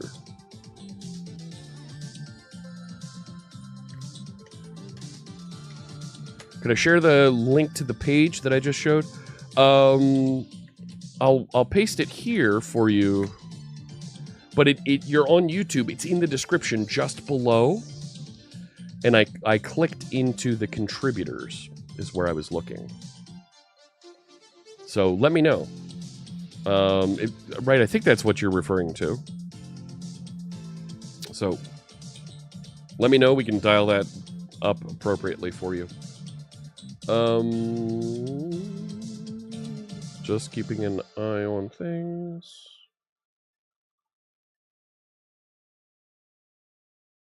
No. All right, good. Yeah, tags app. Where it's running over here, so you can see it running. Right. You don't have to be logged in, but you can go over there and you could take a look and click around a little bit. Users need to be logged in, and I'm not going to grant folks moderator access to get in here. But it's a very simple. It's a very simple website right now, and we'll crank it up, the complexity of it. It's not meant to be so much public facing to get in and interact over here. So, yeah, that's a deployed instance, and that's from the NFL kickoff game. What, 2 months ago now? So, all right. Continuing here. So I've defined, these are the methods that I'm going to have. So I'll come back over here and implement the interface. Thanks so much. Let's see if it can generate the code for me. Get the list of blocked users from the context. Come on.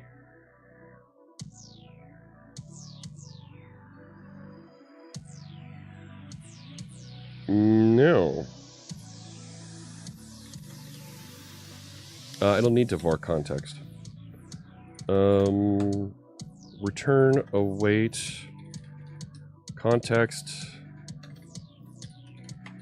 as no tracking.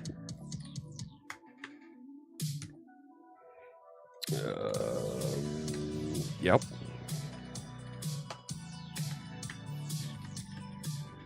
Date time offset UTC now. And I want to get them where the expiration date and time is greater than now.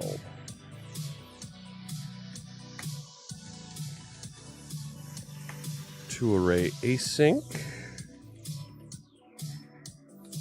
And I'm going to... Come on now.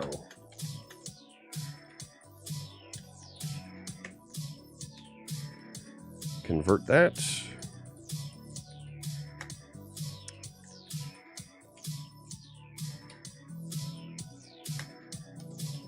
And to array that. Go get the blocked users from the database where the expiration date is later than now. Put them into an array that I'm returning. Select them out and into the correct type here and convert. And because I put that explicit conversion into here, it knows how to convert them. I don't have to do any mapping. Nice. So,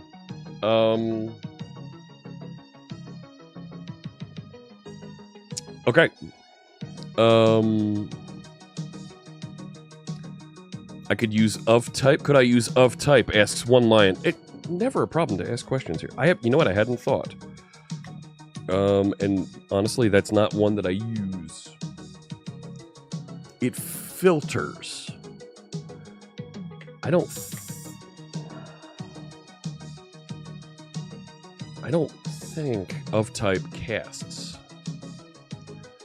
In which case I might do cast and try that. Yeah. Right, if I do cast, right, that might do what you're suggesting, one line. Great to see you, friend. Well, this is outside, right? This part is going to run on the database. If I do that as a cast,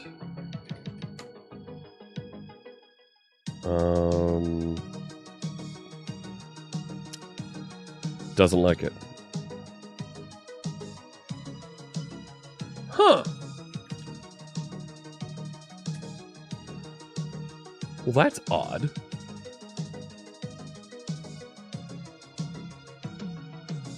That's odd. Right? Because I am explicitly casting. Like...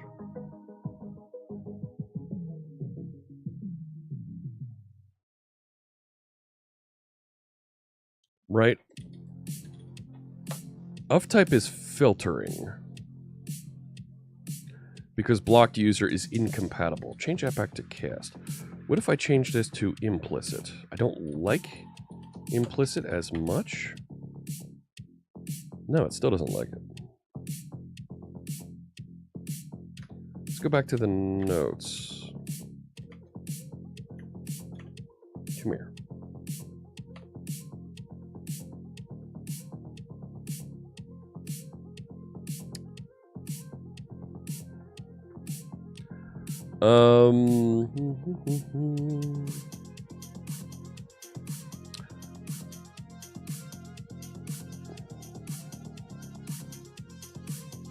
To obtain only those elements that could be converted to type, use the of type method.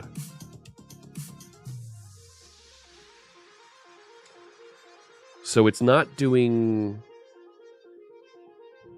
Yeah, I think I have to do the select to get that. Like...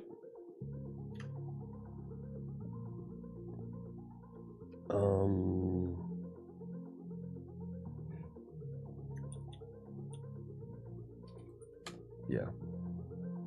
So explicitly... if it was abstract interface, abstractions, it would, yeah. So... Copied the distribution of my tabs and scroll bar. What do you mean? The stuff up here? Is that what you're talking about? let me know. If I can make it easier for folks that like that type of design, happy to share and make that easier for folks. So a blocked user, to block a user, come on now, give me an implementation here. No. Add a, yeah.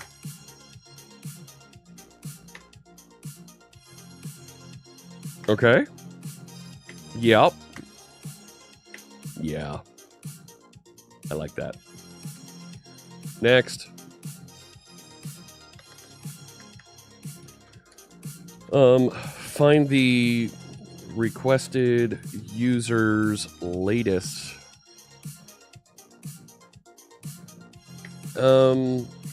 And mark it to expire now.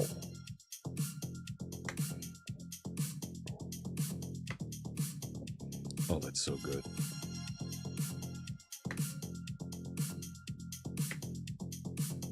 I'm okay with that. If you can't find them, report an error. Okay, what else do we got? Set the expiration date and time. Good.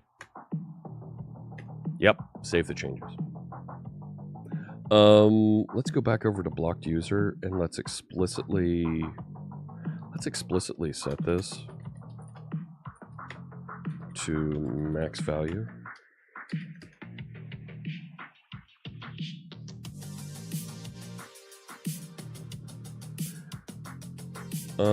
No, let's not set it to max value.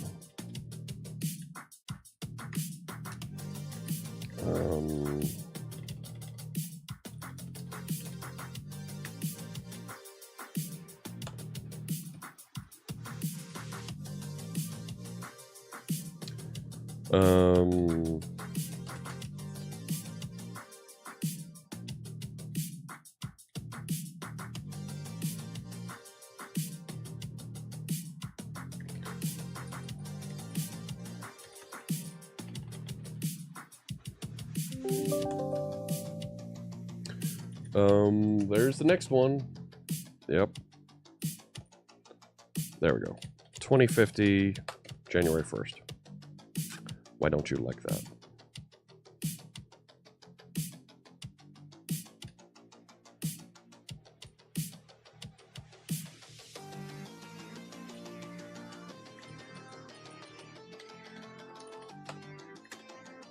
Thank you. Get rid of that and this.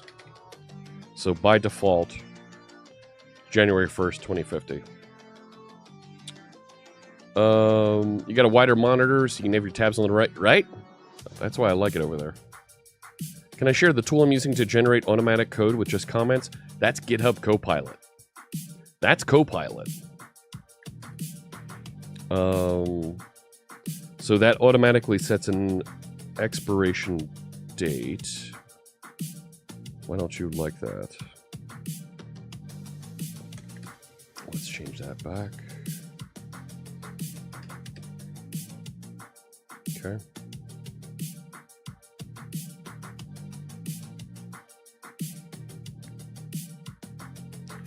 All right.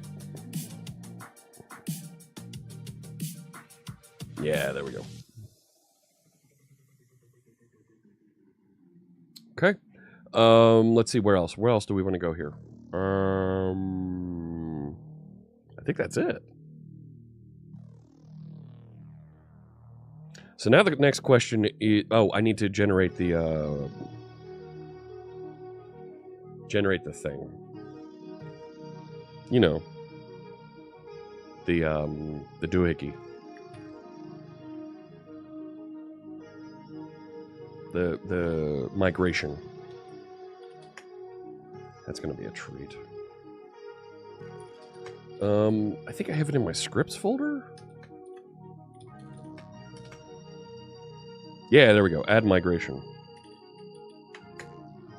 So, yeah. So I could say add migration, right? I just wrote this little script to put all the context down there correctly for me. And I will call this adding blocked users. So it's going to scaffold that and add that capability for us to introduce.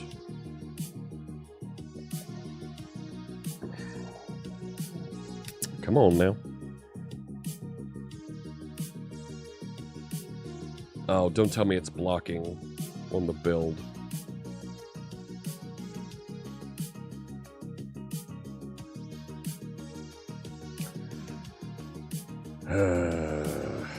Yeah, build file failed.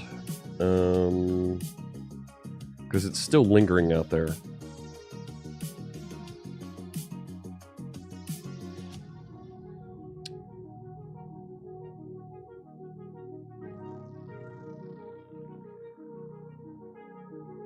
There it is.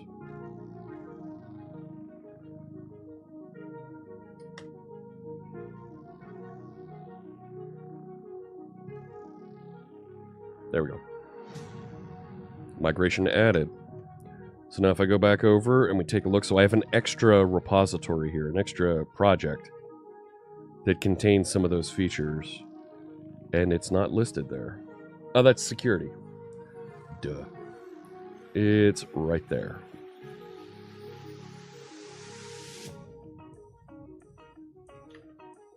So now if I say update database, it should apply that to my Postgres database.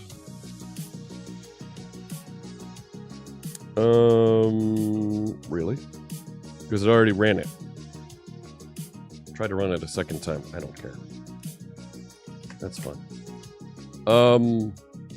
Now where do we put this on the user interface?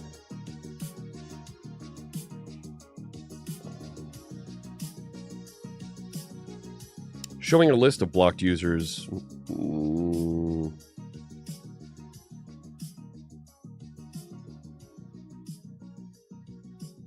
Let's go back to... Well, heck, I can...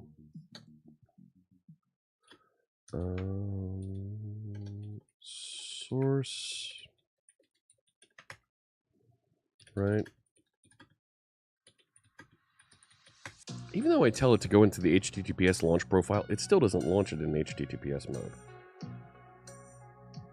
Whatever. There we go. There it is. So when I'm in moderation view, I've already got all these other things up here. Right?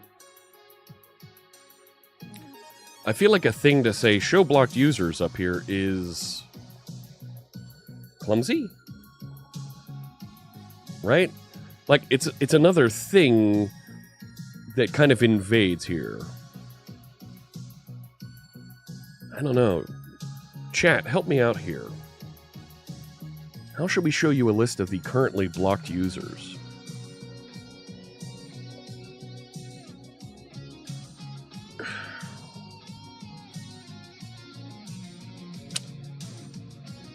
I don't think it's an admin thing.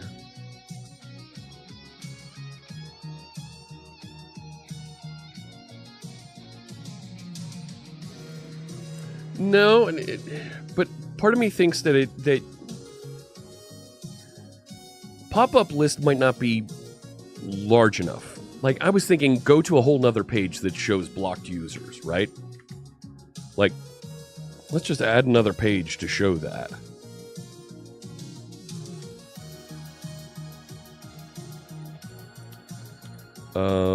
Blocked users...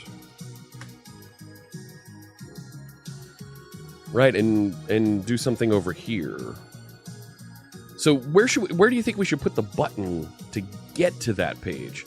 Like, is it another menu item up here for right now?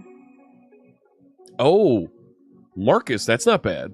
Show the total number of blocked users with a link. So if I could put that here next to approved status. Blocked users with a link, and it navigates over to the other page.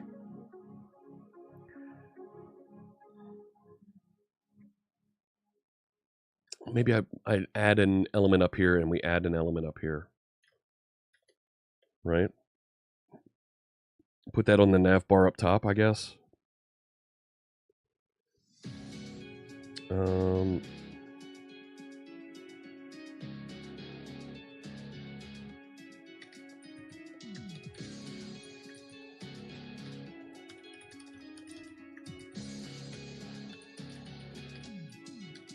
And then inside the moderation page,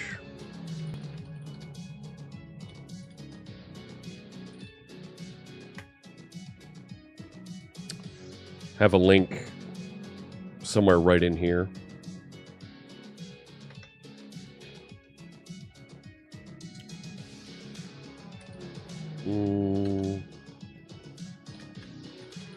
Add a div with a link to the blocked users. I don't even really need it. Just a badge. That's not bad.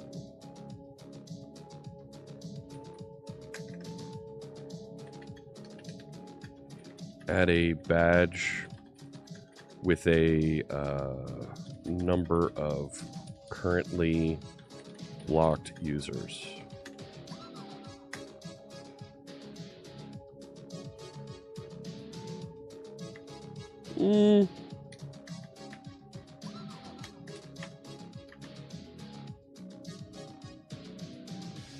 That doesn't look scary at all.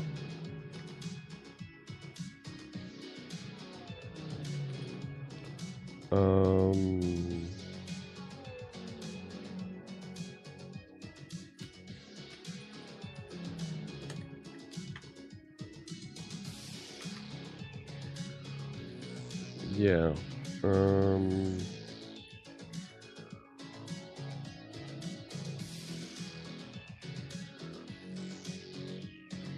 Let me park that for right now.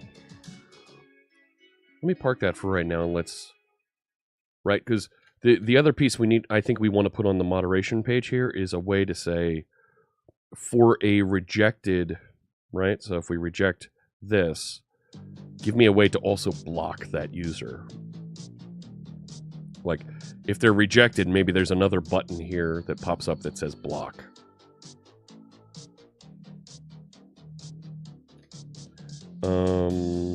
Where was I? So, how do I do the security to restrict that, the moderation page? So there's the external login providers.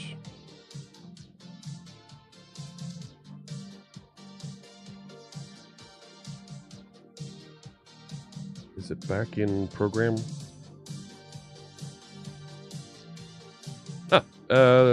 That's fine.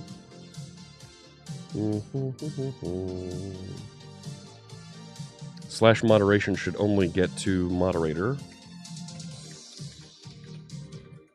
So I'll also add blocked users. So now I've added another block for there. Yeah, this should be a nice feature.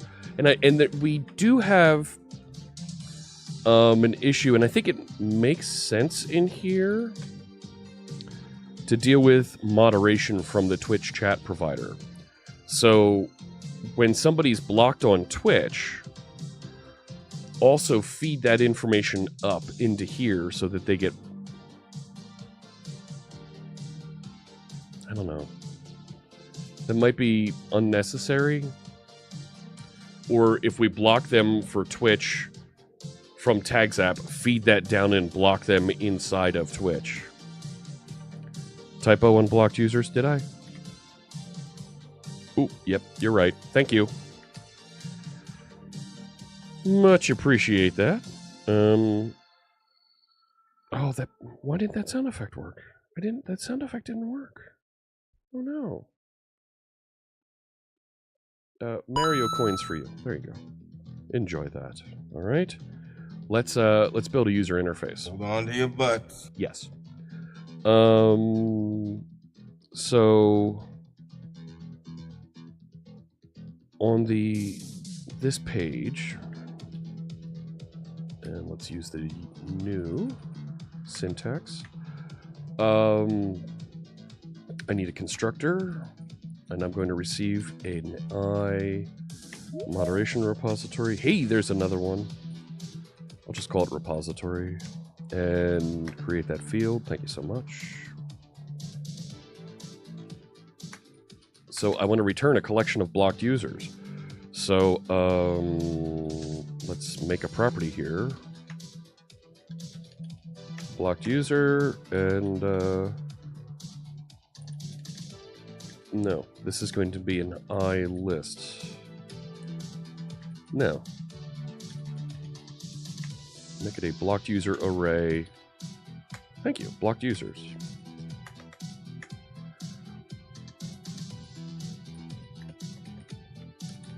Async task by action results.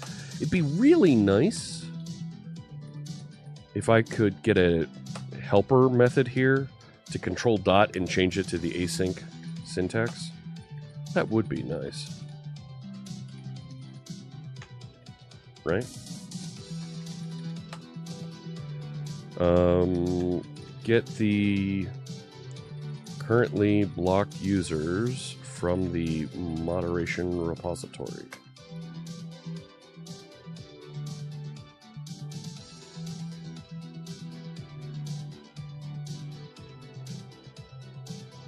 Okay.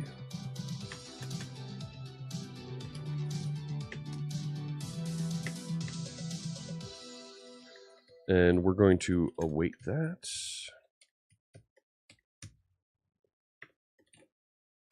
Done.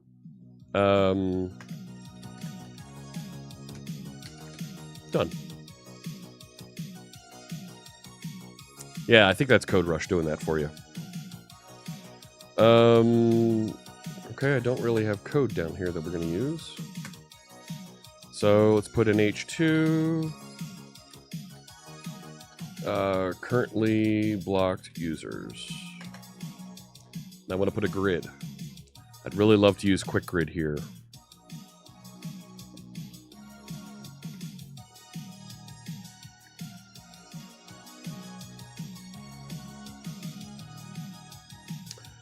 That's not bad. It's close. It's a great start.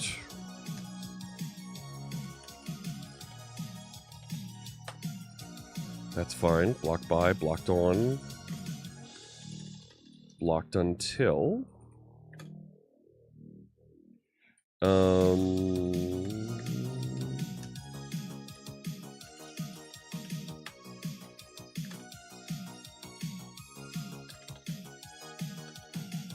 There we go. Yep.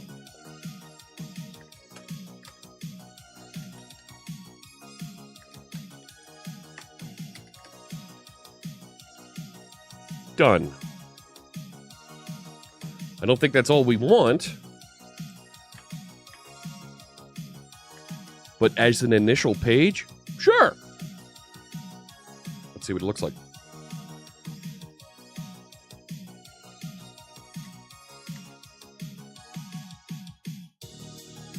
I'll close that one. I don't need them both open. Blocked users. No users are currently blocked. That's better. Lag on Twitch. Well, there is going to be a little bit of a difference between the two because of restream. So, it's trying its best.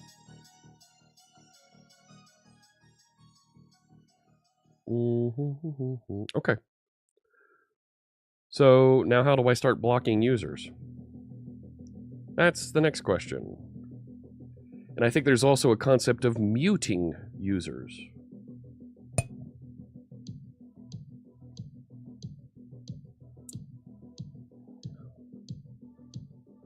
I'm out of coffee.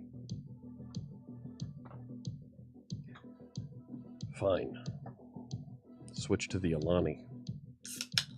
Any volunteers? Yes, anybody volunteer to be blocked?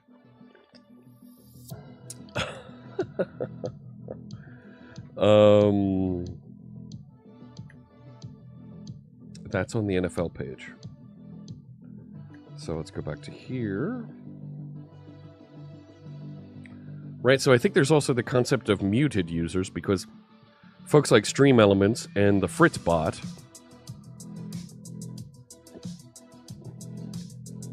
no, I guess they're blocked. They're rejected. They shouldn't be considered.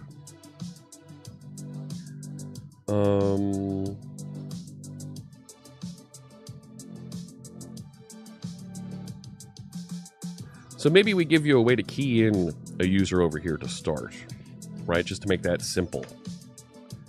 Look at that. TypeScript T times volunteering to be blocked. I see you over there. All right, so let's define, create a form that allows,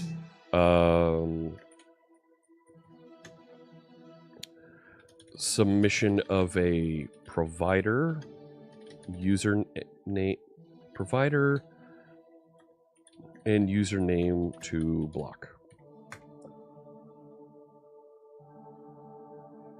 Come on, Copilot. No.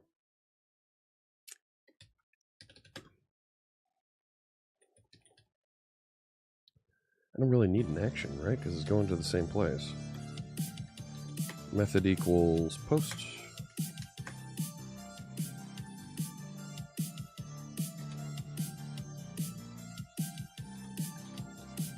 I don't even need input.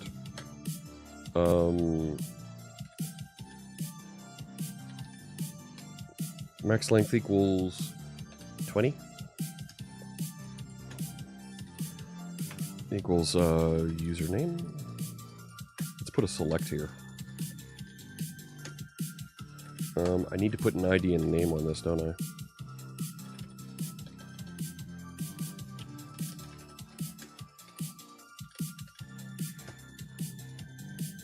Yeah. That's so good. That's so good. I need to put in a provider list, but that's okay. We can create one of those. I'm control dot and you're not working. Here.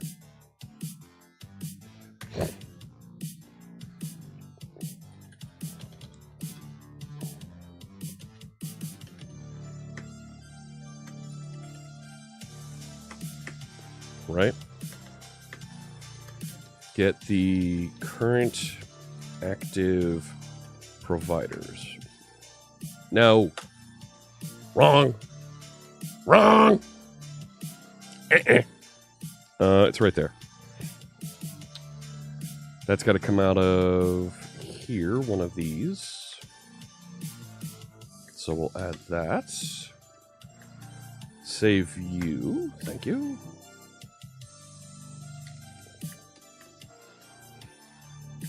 There we go.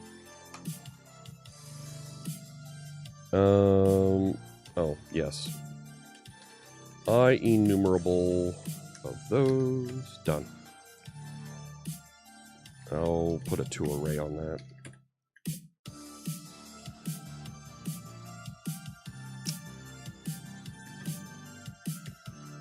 Yeah, you know what that is now. So I've got a display name, username, and let's put a big old submit button on the end. Thank you! Wow. That broke. SQL datetime max value. Not a bad idea.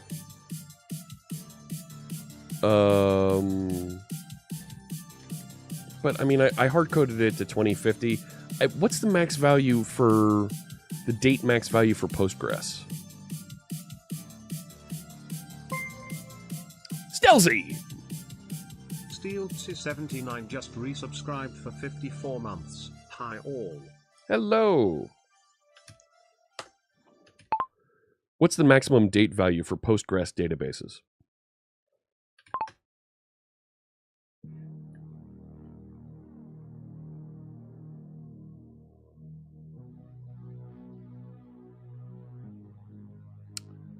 Okay. That's a lot. No. I don't need to increase the max date beyond year 5.8 million AD. I'm just hoping to be around after year 2030. All right? I don't need to go that far. Not gonna lie. Okay, so now I need to create the post method that's going to receive that and do the thing. So we're going to receive...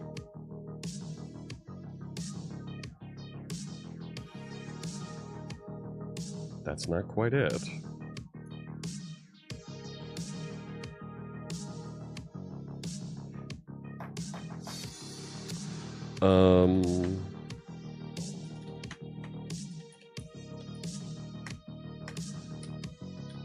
Yes, we're going to bind that.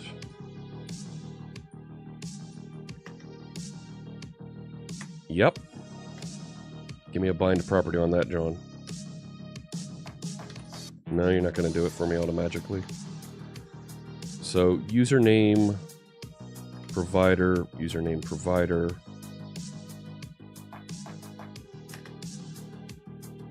Give me a block user method here.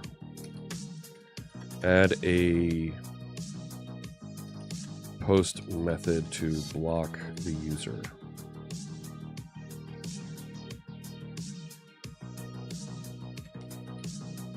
Specified by provider and username.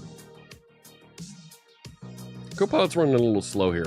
I'm guessing GitHub Universe is taking just a few cycles. You know what I mean? Public async task I action results on post async. Does it have a method name on there? No, it doesn't.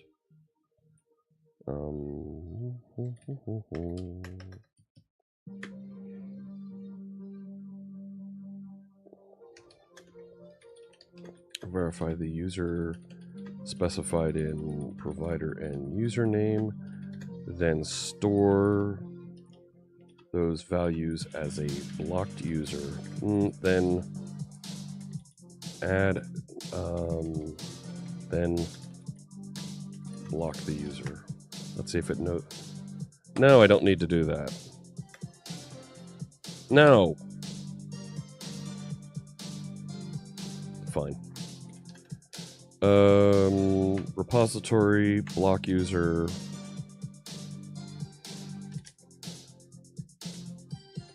Username. No. Provider. Now this is going to be the current user who's working.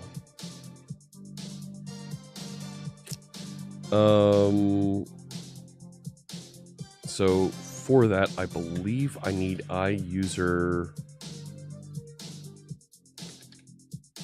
It's not iUser repository.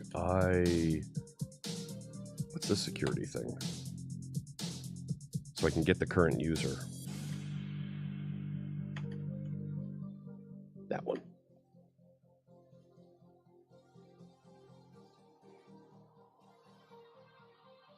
It's on the login partial. User manager.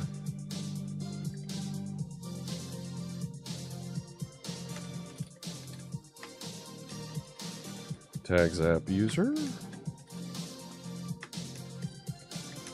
Stash that. Thank you.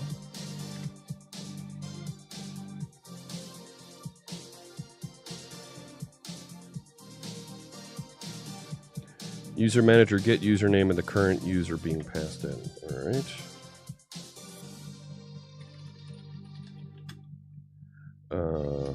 User manager.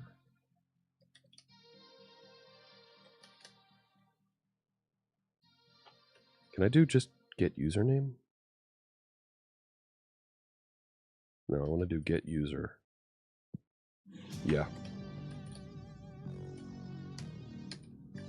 I need to await that. So now I can say this user dot. Don't I have a?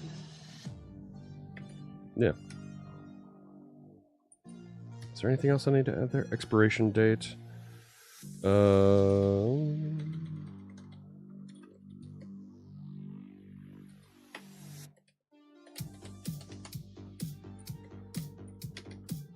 Why doesn't it like this? Nope, there's going to be a value there. Oh, fine.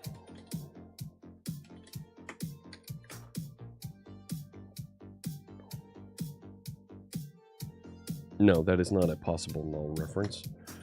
And we're going to return redirect.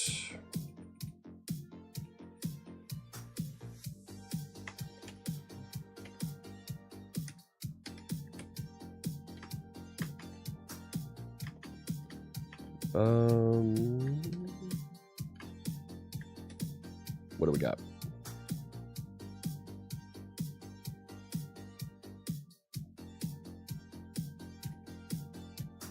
There we go.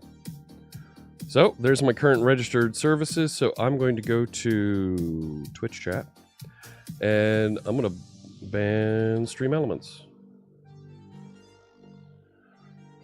Boom. Timestamp with time zone. Only offset 0 is export is supported.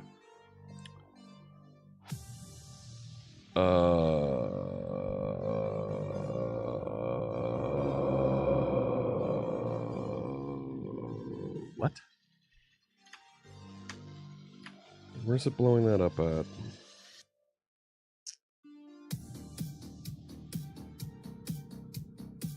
Yeah.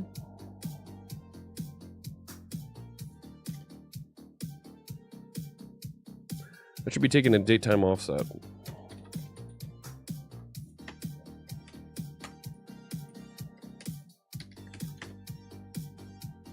Do it again.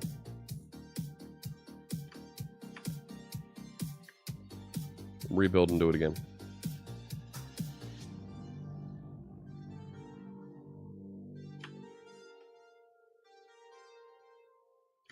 Nope, doesn't like it.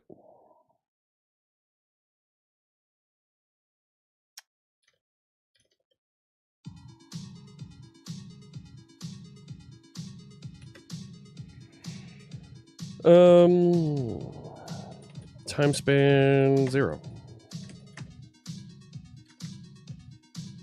Resend. No, rebuild. It didn't pick it up.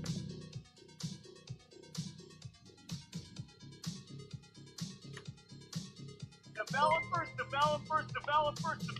Still doesn't like it. Hello, Maestro. Welcome. No, I don't know how to use versioning in Azure Functions. Haven't tried it.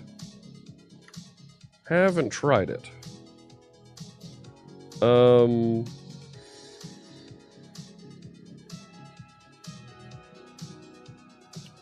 mind me as I spill on myself like a slob. Ugh. Ugh.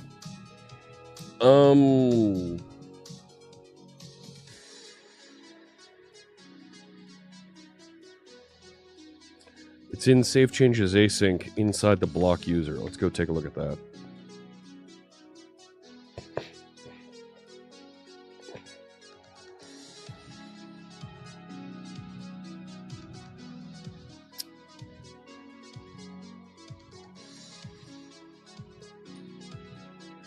Daytime offset. Daytime offset. Change that to UTC now. There it goes. That's a UTC date.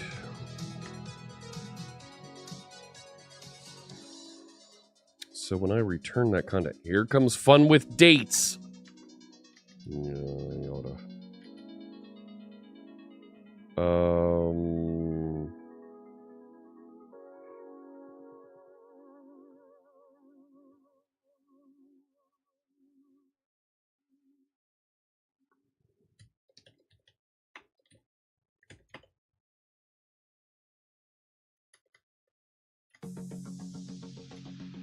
No.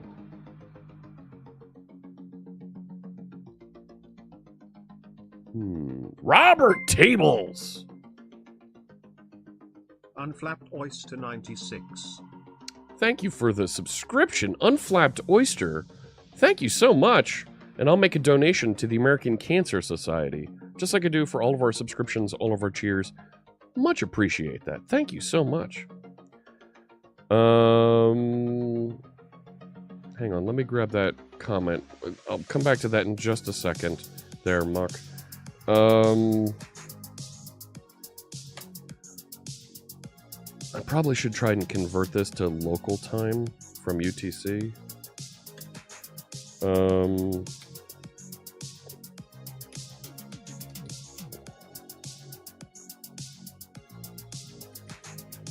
And let's say user no.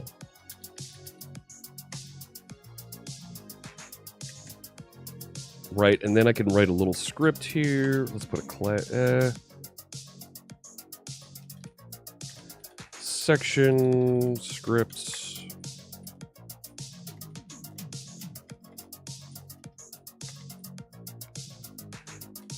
On load of the page. Go on, what were you saying? No. Reformat the dates to local time. Give me some JavaScript there.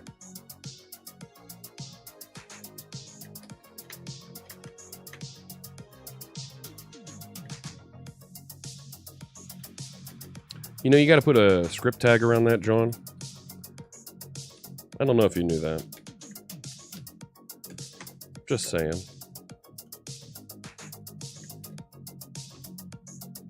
That is so good.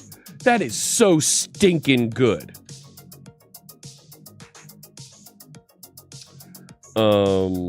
Let's put a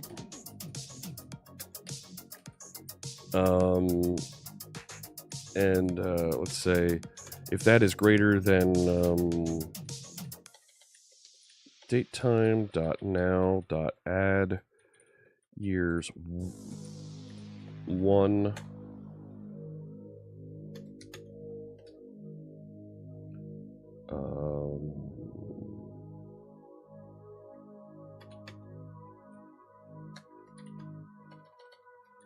no end date. Otherwise, user expiration date. And I'm going to do the exact same thing here.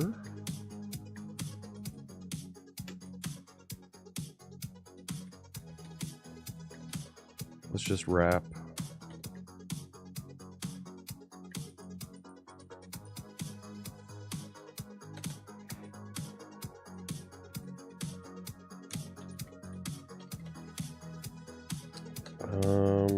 Value date.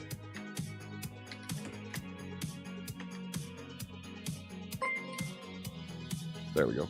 Phil! Phil Vesey cheered 250. Thank you so much. 250 bits. I'm going to make a donation to the American Cancer Society. Thank you very much for that cheer. Appreciate that. Let me come back to Muck's comment there. That, I like that. That's wrong. That's wrong.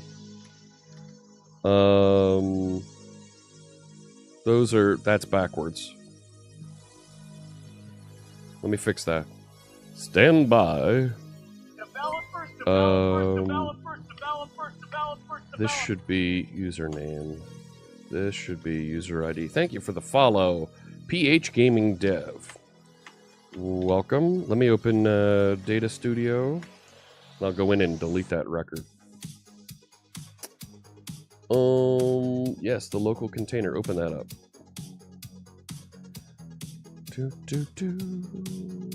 Doing the Postgres. There it is. Postgres, schemas, no, public tables. There's blocked users. And this one, we're gonna say, I can't delete. Truncate table, blocked users.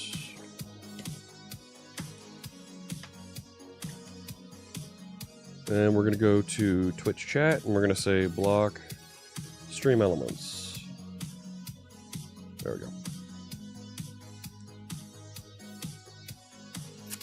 Simple. Maybe we'll add a button down here that says unblock. Let me go to this question from Muck out there. Did I enjoy Bulgaria? Wasn't able to make it to DevReach. Really wanted to meet. Oh, man. Bulgaria is a really good destination for a vacation, so if sometime you come again, definitely we'll meet. My family my family has some interest in doing a European visit next summer when the kids are on break. My younger daughter really wants to go to Paris. But with the Olympics, so we'll see. I hope that we made enough of an impact and made enough of an interest in my visit to Bulgaria for DevReach this year that I'm invited next year. And I will say that there are some European events that are interested in having me over and doing some streaming from their venues, just like I did for DevReach. So we'll see. No guarantees, but it's still early here. Stand by for action. Anything can happen in the next half hour. That's right. Well, on that bombshell, yeah, Paris during the Olympics is going to be très expensive. Inconceivable! No, really, Fazzini, it's going to be expensive during the Olympics. It is. That's just the way it is. Okay, so if I want to add an unblock button down here next to it, maybe it goes up in the front. Let's add an unblock button, right? Hey, we can close Task Manager. We don't need that. Close that. Yeah. So over here, add an unblock button for this user. Oh, it's so good. It really is. Like, it is. I mean, I even did that with the wrong format comment, and it still worked. Like, let's look at what it did. It created a little danger button here that's going to go to the page unblock. Not quite what I want to do.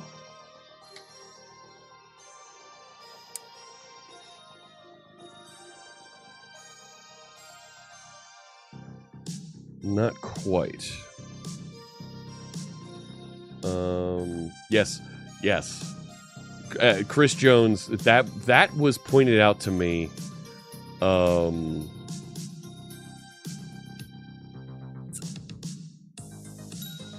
Sprechen Sie Talk? No, it's Sprechen Sie Deutsch. But I get where you're going. And I'm guessing that's a reference to something that I haven't seen in European television. Yeah. Paris is having a massive issue with bed bugs. Massive issue. So it was suggested to me that I might be assigned to work an event in Paris in early 2024, and this was mentioned, to which I'm like, no. No. You're learning Danish. Is it a Faulty Towers reference? I'm not familiar with Faulty Towers. Oh no. Oh no. Hamsters just sleep in a hammock, sleep on the floor, but even then, they're everywhere.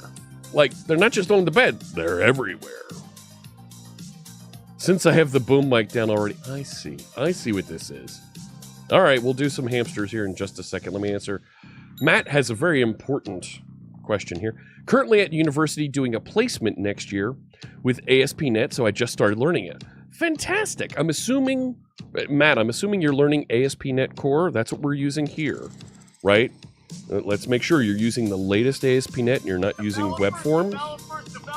Let's make sure we get that.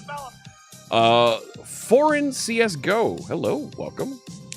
Any tips for working professionally with ASP.NET? Yes. The solid concepts are very important when working with ASP.NET. And this leads into some of the criticism that folks in the .NET community have had over the React server components invention. where quite literally they invented the ability to do run at server and create parts of their page that run at server, like .NET 7 currently. Okay, no, Matt, no.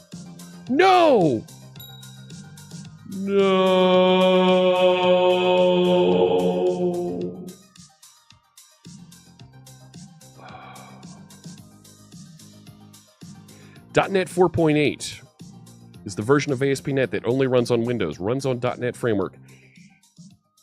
It's 10 years old. You can use it.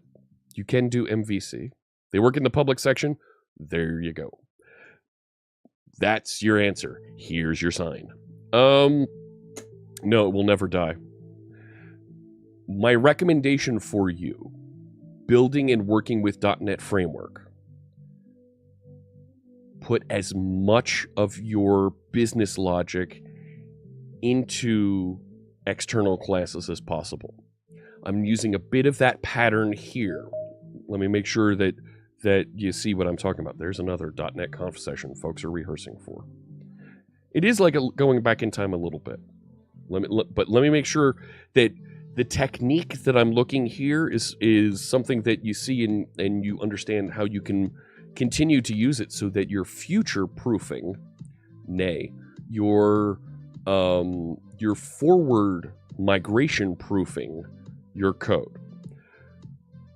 My business logic for saving and working with blocked users, right? You saw me create a repository object. This is a class that knows how to work with the database that's sitting somewhere else, right?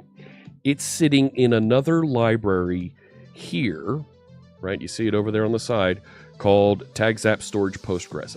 I've moved all of my logic over there. By doing that, inside my in MV, this is Razor Pages on ASP.NET Core with .NET 8. My requests to interact with that, see, there's another one. My requests to interact with that are all clear class-to-class interactions. What this will let you do is if you take that other project, right, and this is going to be something that hopefully your team is already doing, while this is targeting .NET 8, you can target .NET Standard 2.0. By doing that, the contents of this project are isolated away from the user interface and compatible with both .NET Framework and .NET 8. Consequently, when it comes time to say, okay, we're going to upgrade and do Blazor, I can still use this repository class and whatever other business object interactions that you have, I can still use that when I build my Blazor user interface. I'm going to have to write similar code to what I've got here, but all the business logic for interacting with that and the database is sitting here. It's isolated, it's reusable, and you can test it. Okay? So my recommendation for you is learn how to use those solid principles, the solid architecture, single responsibility. I'm going to forget what solid stands for here. But look at what each one of those are. Dear Lord, I even did a presentation on this. The solid design principles.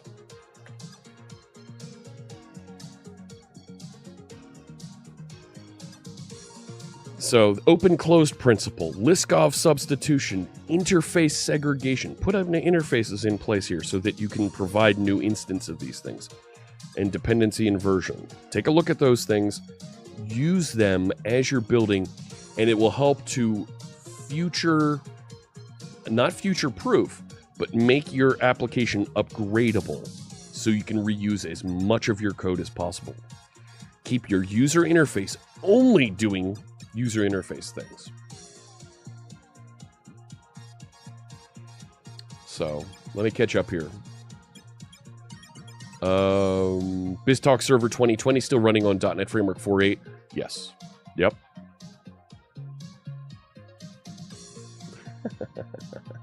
GitHub Copilot still works with old code. Oh, yes. Layla did a good YouTube video on it. Yes, she did. So, last conference that Johan was at had a session around CSL. .NET and CSLA. Yes. Mm-hmm. So, best of luck to you, Matt.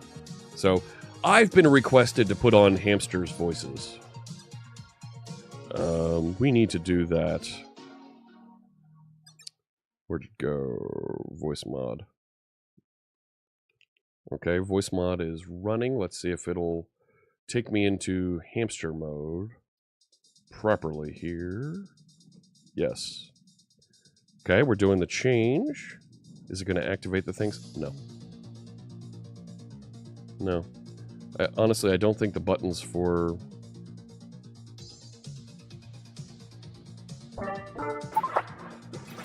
Oh yes, the hamsters are back! Here we go. Moving on! C'est la vie! Something like that. I don't know. 5 minutes on the clock with me sounding like a hamster. Sounded more like Gollum. Oh, we've got other ones for that. Simple blog website, put it on Azure. Nice! Very hard at first. You have a React background. Take a look at Blazor. It'll get you there for some other cool stuff that are a little bit more React-ish. And you want Viking font. Okay. Alright, here we go. Viking font. Turn that on. Let's go. No, not that. Feature search. Fonts. I can't believe you're doing Viking to me. But we'll do that. We've got this. Here we go. Viking. Yes. It's a thing of beauty, isn't it? Robot hamsters! A little bit. Hey there, bunny hops. Welcome. Thank you for the follow. Let's do this. Let's get in. So, I need to change this.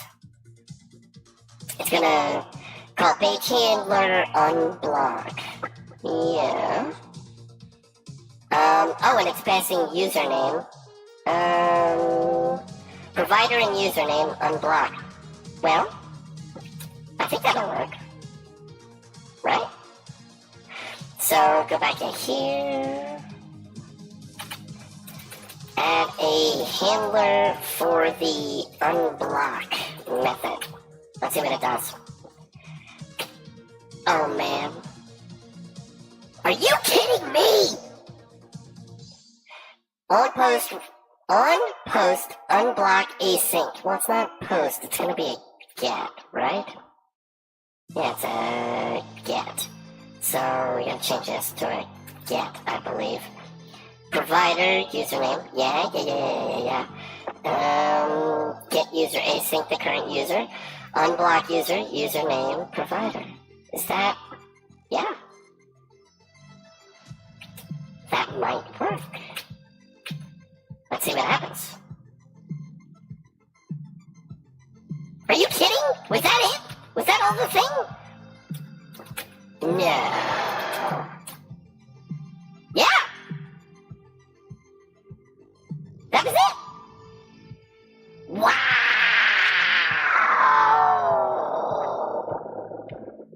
Do you understand the words that are coming out of my mouth? Copilot just wrote that entire method and button for me. Like the whole thing. The UI, the whole shebang. Right? Let's go back over here. Let's do Twitch chat and let's say Fritzbot. Boom, blocked. Whatever. I'm gonna change that blocked user button. Can we tell it, right? Let's something like this, and over here, and that, and this. Replace this with the, yes! That's what I want!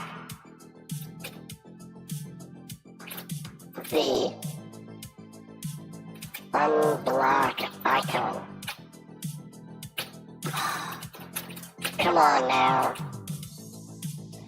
No. Close? No. Gotta remove that. Back over here.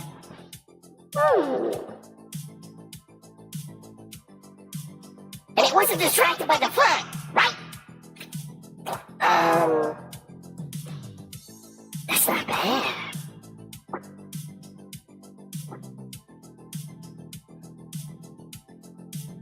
Hold on to your butts. Copilot's, got the jam here. Okay. Next steps. We gotta figure out how to actually apply this. We're done hamsters mode! Yay! If you have points in the channel, but don't forget. No! Judy! Don't encourage them. I tell you. No! Okay, I'm okay with that one. That's a good one. I do enjoy being T-Pain for a little bit. Wait, we need the background. This is what really makes it T-Pain mode. 5 minutes of T-Pain.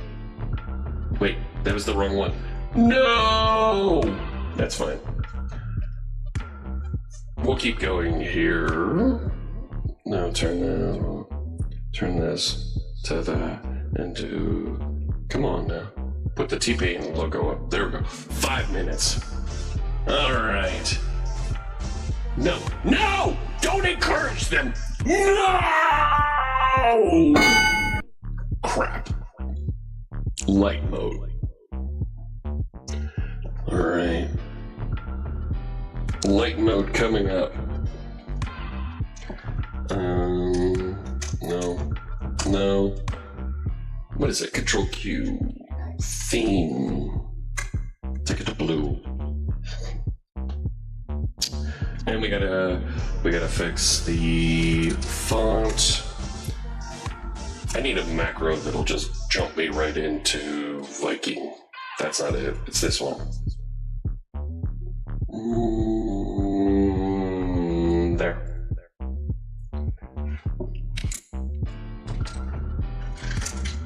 Change the sunglasses. Yep, we lost the font timer. That's okay.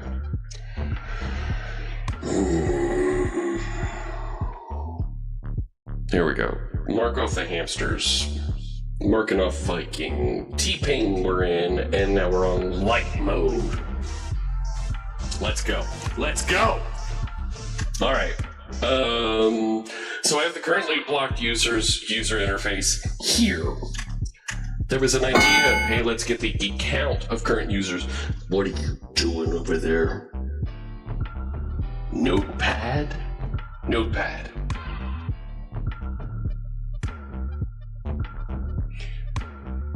You're mocking me. Fine. Will do. Notepad.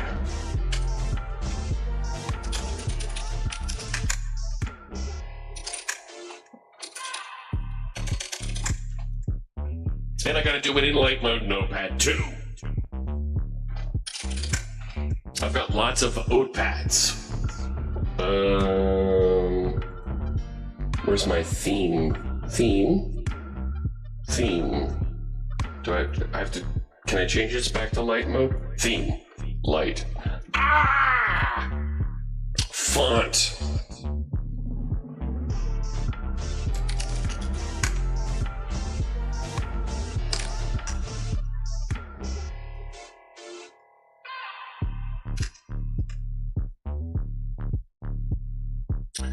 Next. I need to I want to add a method for just get the count of currently blocked users.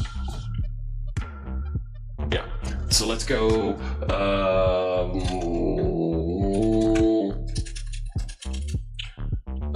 common. I need Zoom out. Show me that again.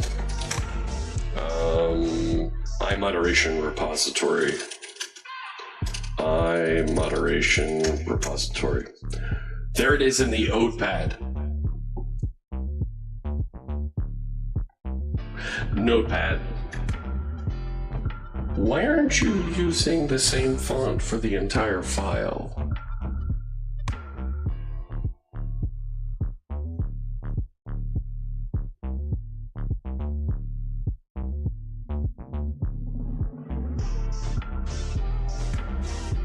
Clip this.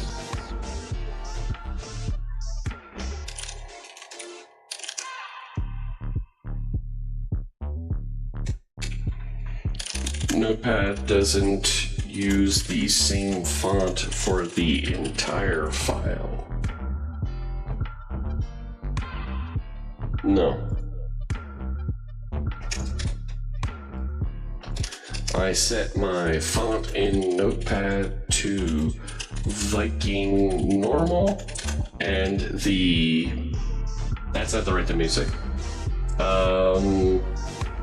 Hang on, we'll get back to that. Set my font to Viking normal, and half of the file is rendered in system font, and the first few lines are rendered in Viking normal. Do we have a clip? Did somebody clip that?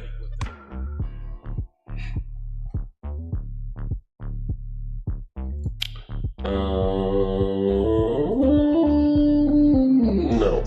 Yes? Working on it. Thank you. Thank you. Maybe. Don't know. Awesome. Thank you, DGen1, with the clip.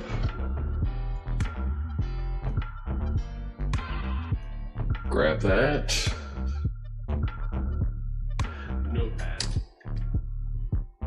Why aren't you using the same font for the entire? Yep, there we go. Let's add that into the feedback.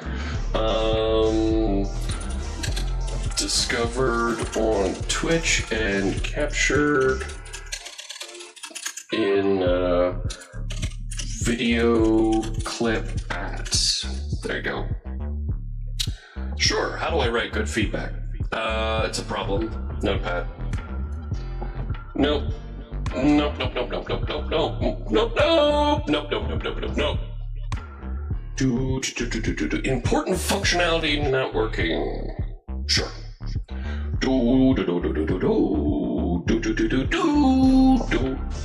No. Do it. Send it. Show it. Goodbye. All right. No, that's not what I'm playing. This is actually T-Pain mode from Voice Mod.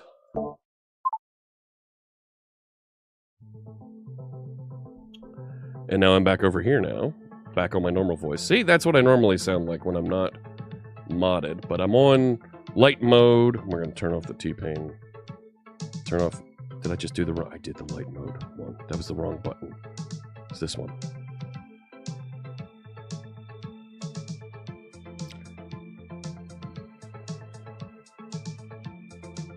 Set a timer for 10 minutes. Why aren't you taking... Set a timer for 10 minutes. You're still not listening to me, Siri. Really?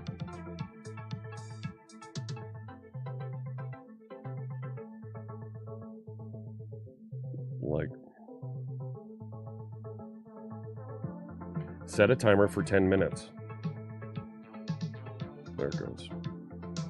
All right. Yeah, that's from... So I'm not using the .NET Rocks playlist. I'm listening to Streambeat's Synthwave playlist right now. But I need to be in Notepad for another 10 minutes here. Let me finish. So I wanted to do not just get blocked users. Gosh, so now I also don't have Copilot helping with this.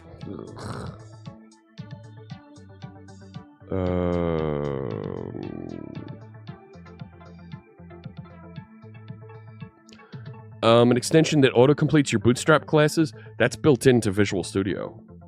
It sees the CSS that's referenced in your application and suggests them for you. That's a Visual Studio feature. So I'm...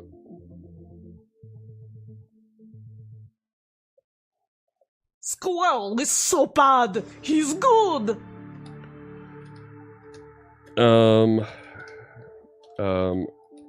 Current blocked user count.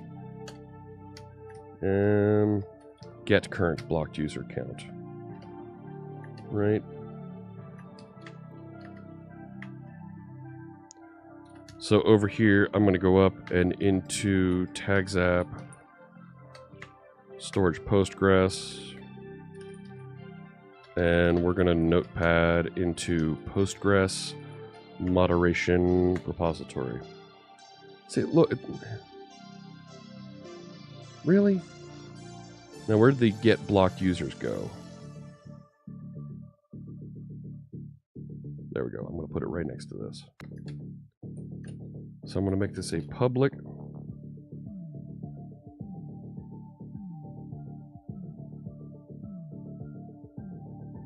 Finish him. I'm going to. Public async task.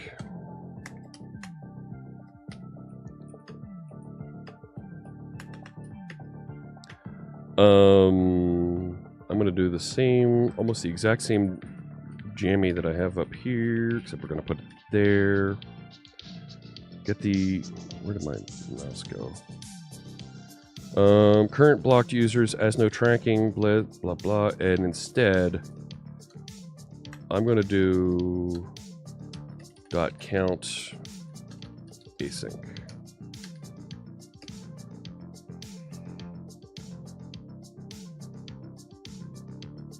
Yeah, I think that's it. So, okay. Now I can go back to the moderation screen. How's my timer going here? I'm gonna get out of this. 7 minutes? Fine.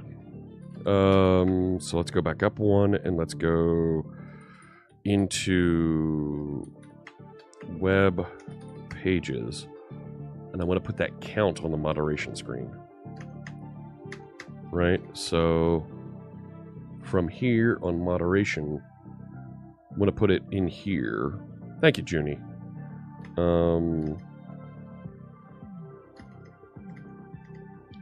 So let's now notepad into moderation CS.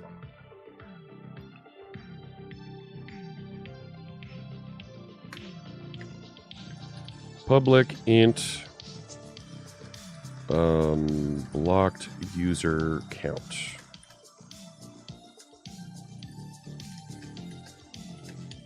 Default it to 0.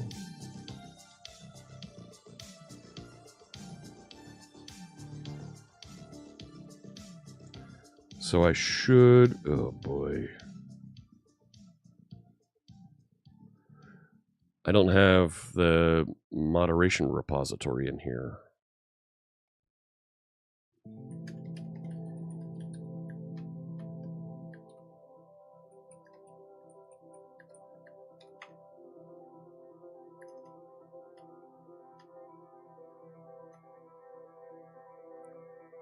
Where am I?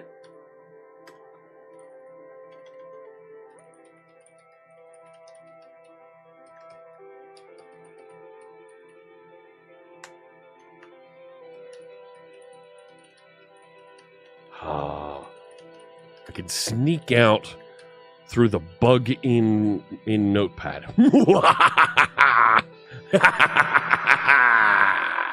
I've defeated you, chat. Notepad is more than kind of crazy. Okay, so down here somewhere. Let's see, let's go, where'd it go? I can say, now why is that one still working? Await, moderation, and it just flipped back and worked again.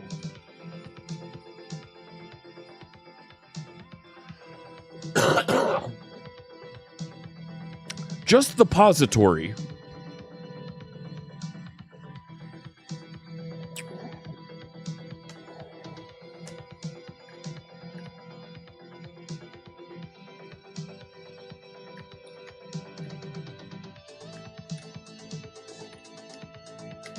Okay, so now I've got the blocked user count, so I can use that on the screen. So I'll go back into my Notepad. Blocked users. So right here,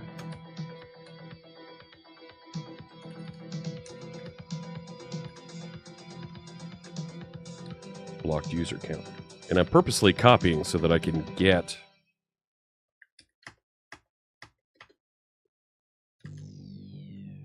right. I saved that, didn't I?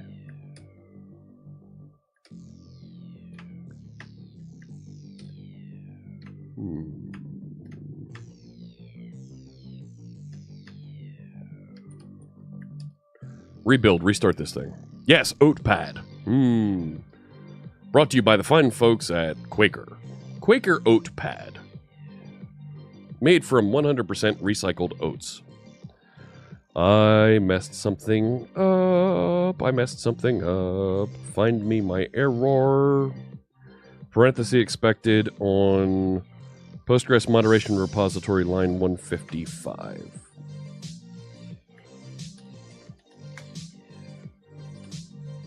Oh. And go to the end. It's rebuilding. Come on. No. Model does not exist in the context. Gee, I wonder why I got my capitalization wrong there, friends.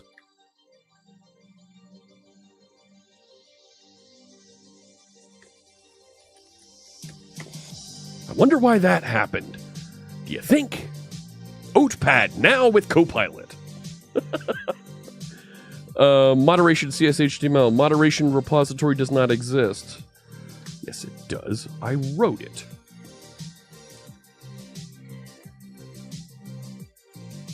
Because I didn't declare it. Really?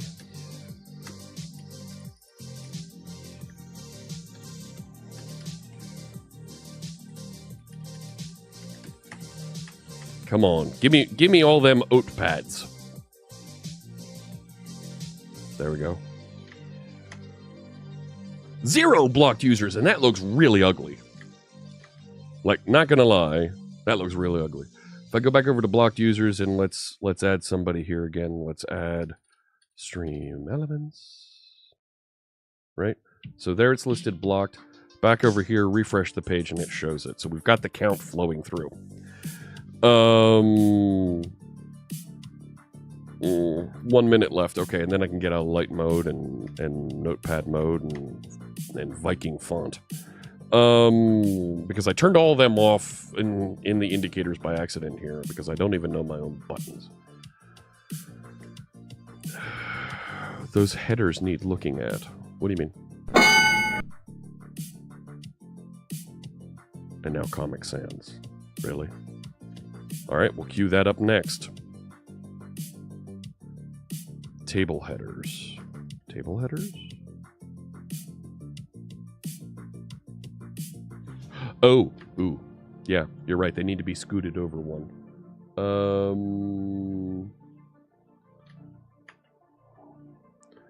Time for more Oatpad. Notepad. Blocked user CSHTML. Good call. I need one more in here for the action. Oh, friends. I can leave Oatpad. That's better. And light mode, no less. Back over here. Theme. No, I don't want to get more themes. No. No. Themes. And wait a sec. I want Midnight Purple.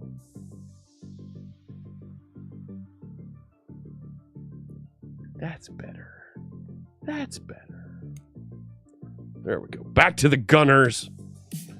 And we wanted to change font also. All right, fine. We'll change font. Comic Sans is the request. Fonts. Comic Sans coming at you. That's not right.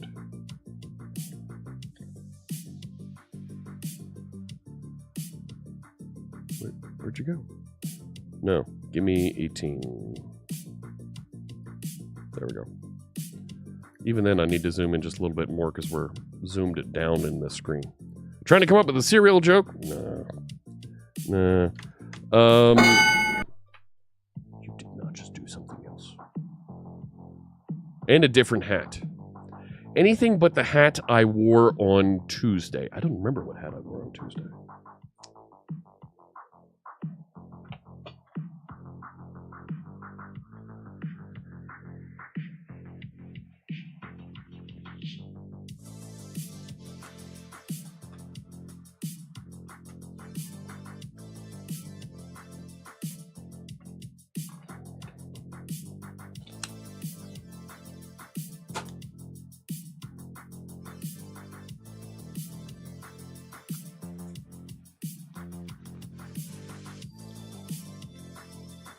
Taco hat engaged.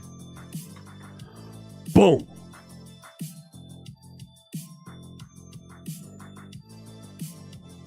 How's that?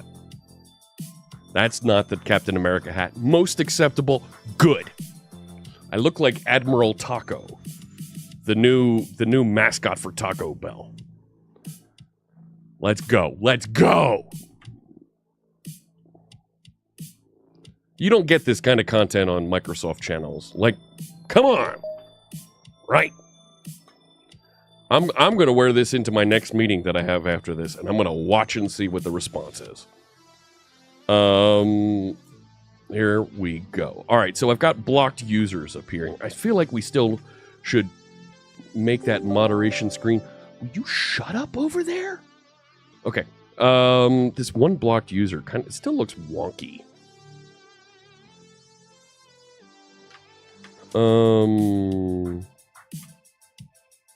Right, like, let's get back into here.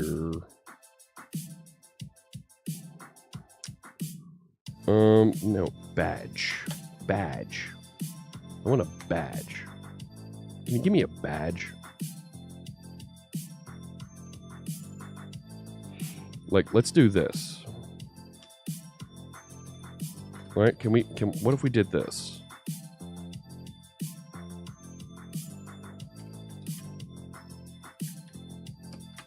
Something like that. See, that looks weird. That looks weird. Like,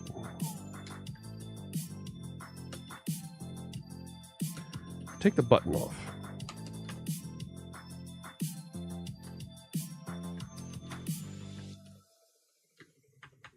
Why didn't you rebuild? No, this isn't a hat that you can find out there because it's a taco. You just don't get this kind of content anywhere else.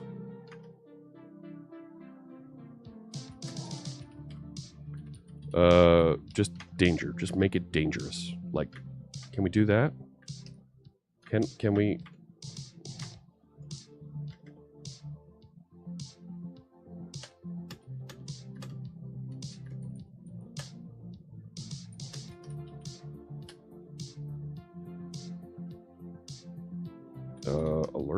Alert danger. How's that work?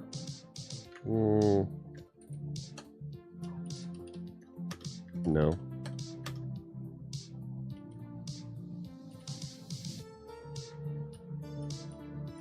There we go. Link danger.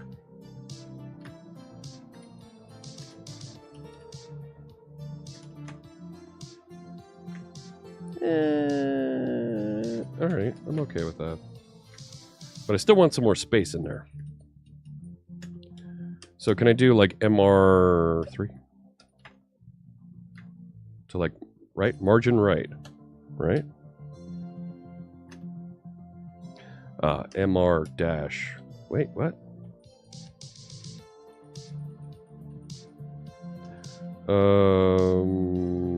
Right, I thought you could do margin bottom.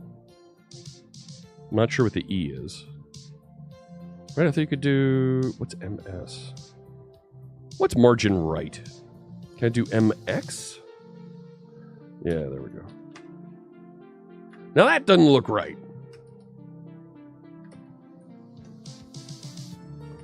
Six, give me more space over here. I want more space. Still no.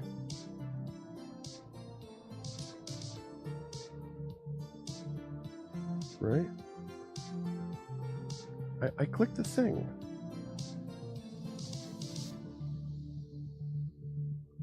Like, aren't these things in there? So why aren't they in there?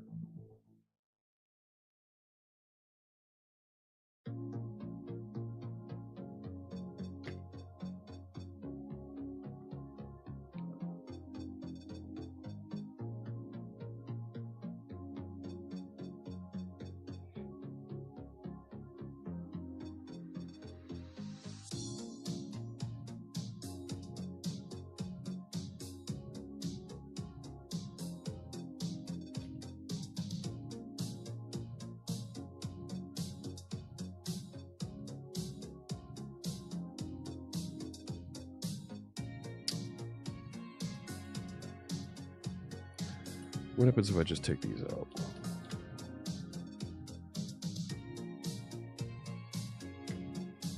I don't want it to wrap.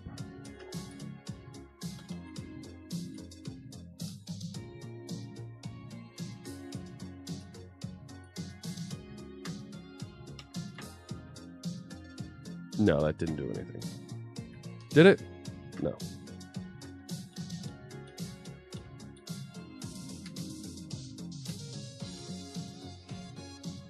Change MX3 to ME3.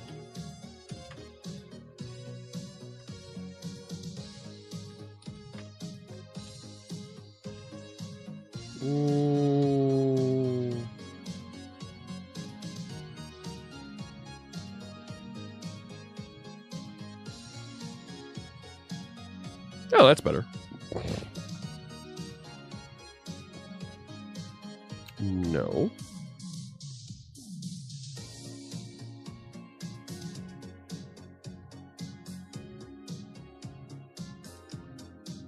Let's put a title on that thing.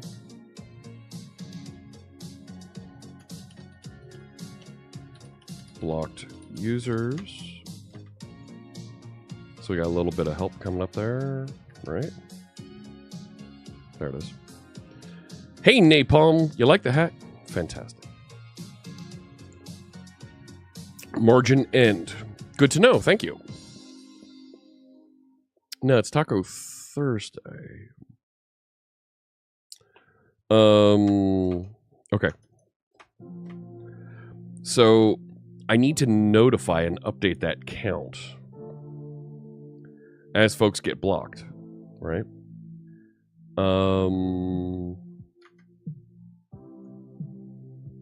So let's go to moderation hub.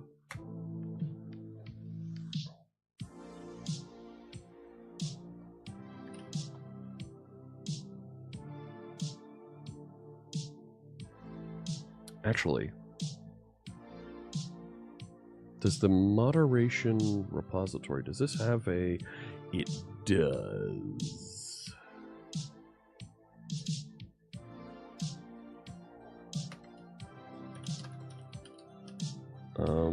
Blocked, new blocked count.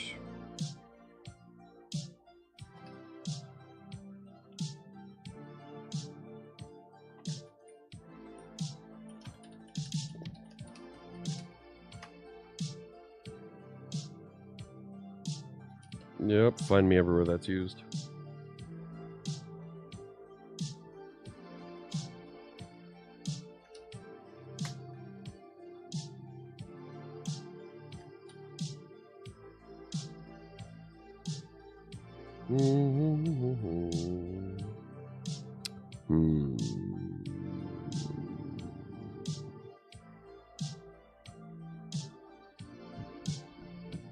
There it is.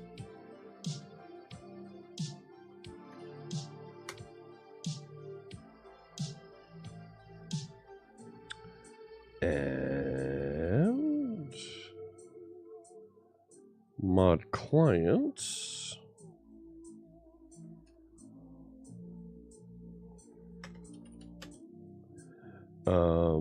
New blocked user count.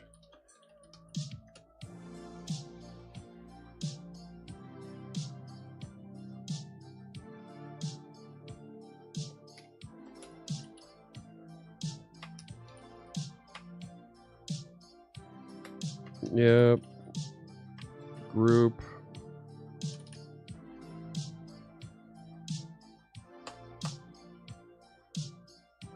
No, I'm going to do all. Yep, there it is.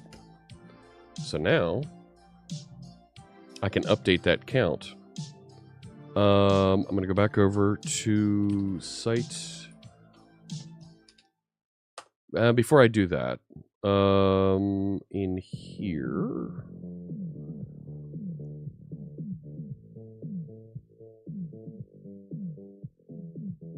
when block user happens,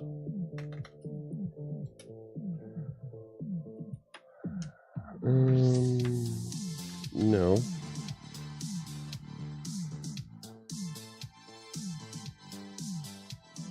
Notify new blocked count.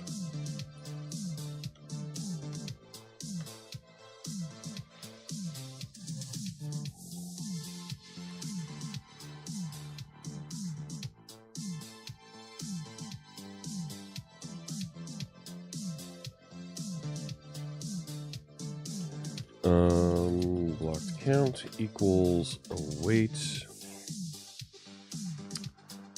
No.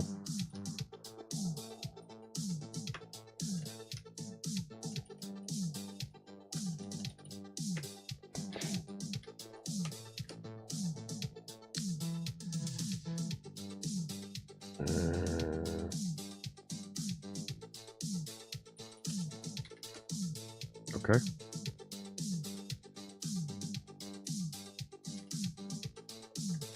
And I'm going to do the same thing down here under unblock.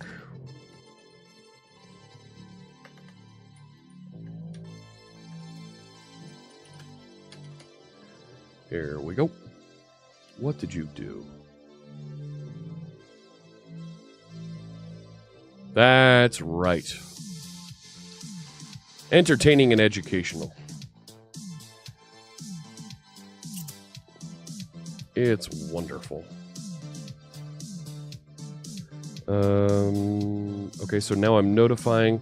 So let's go back over to site.js, which I evidently closed somewhere along the line, or didn't even get into. So in the signaler notifier, we're calling this method. Ugh.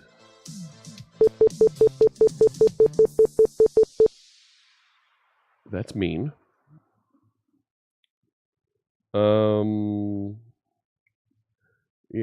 Yeah. Listen for moderation content. Here we go. There's the messages, approved messages, moderator, remove moderator, connection on. Yep. New count. This one I think we can do pretty easily here, right?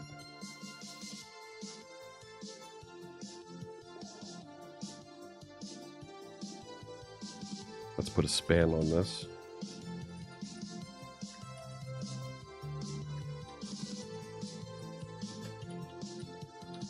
Blocked count. Document. Yep. There it was. Oh, come on. It's right there. Thank you. What language did I use? This one. I'm using JavaScript. I'm using C#. I'm using a whole bunch of different things here. Line 183 is your favorite.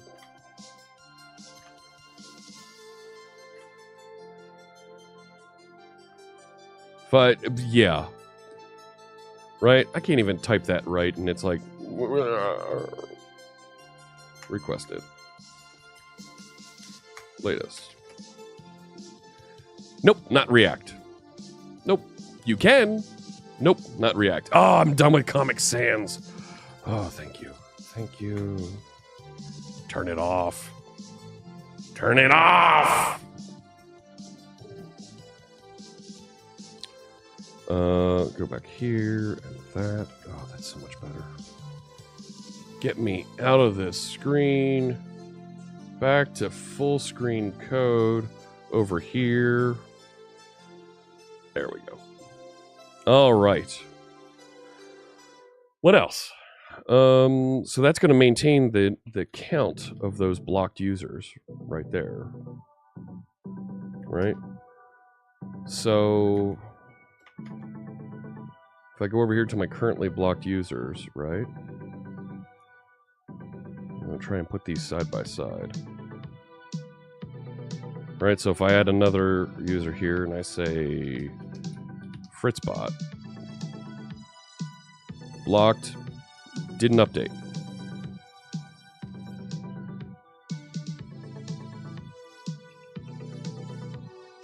Nope. It's there now. Let's force a rebuild just to check. Hey, CW Brandstyle, hello. Right, so if I unblock Fritzbot, right, that should notify. No. And now you're making me sad.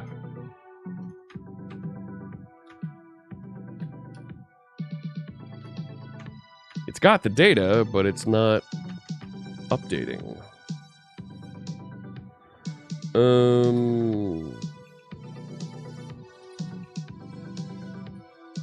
It's right there, attached to that.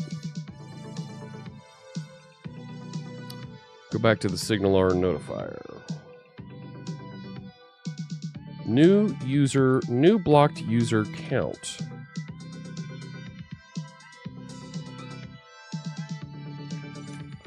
I was listening to the wrong one.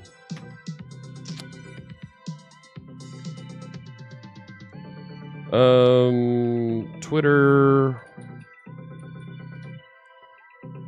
block. Nope, didn't take it. It's there. New blocked user count. New blocked user count. New blocked user count.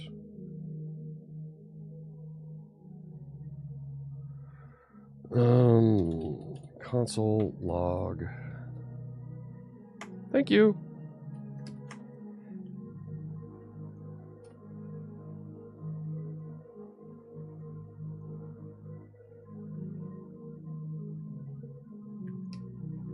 Didn't hit it. 1057. That's part of the reason why.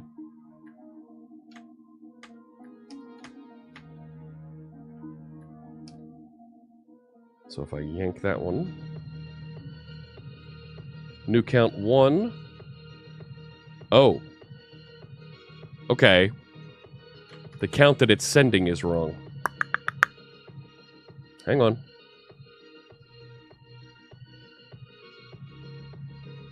So when I block a user, this needs to be +1.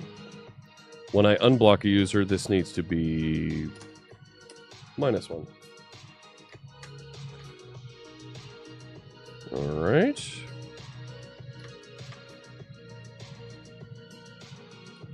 So currently says 0. So let's block a user here. And sure, we'll block that guy. There it is. And unblock. There it goes. Got it. All right, so the number of block users is updating correctly. Next steps. It's a .NET project with a whole lot of JavaScript in there that we should probably refactor at some point. And quite honestly, I'd rather turn into a Blazor component.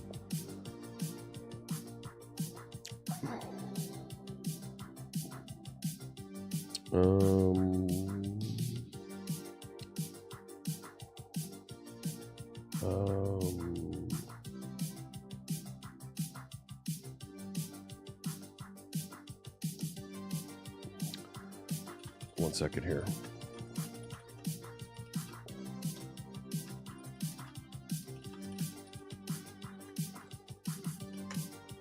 There we go. How we doing there? YouTube. Oh man, there's not a lot of folks there. Maui? No, not .NET Maui, Landon. There's going to be some Maui components to this in the future. But if we use Blazor, it makes it easier for us to go over to Maui in the future. You can't see my eyes. The taco is down in front of my eyes, and I really look like Commander Taco there. Hey, that's a Slashdot guy. But there you go. Look at the content coming through. I really should have this hooked up to YouTube so we could see the YouTube with the YouTube. Let's give it a try. Let's make sure that that still works, just because I'm a glutton for punishment. There, this one. Connect to that. You stink. No, not waterfall. I want to be on moderation screen. There we go. That should be coming through now. YouTube messages come through at every minute. They come through because YouTube's API stinks. So there it is from the Restream bot. But once a minute, it'll get that new message and send it over here, just because there's a limitation to how frequently you can use it.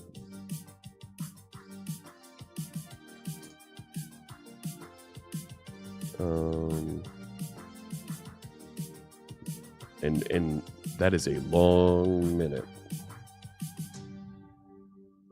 Should come over any second now. If it is truly wired up. But it might not. I have a feeling it's not.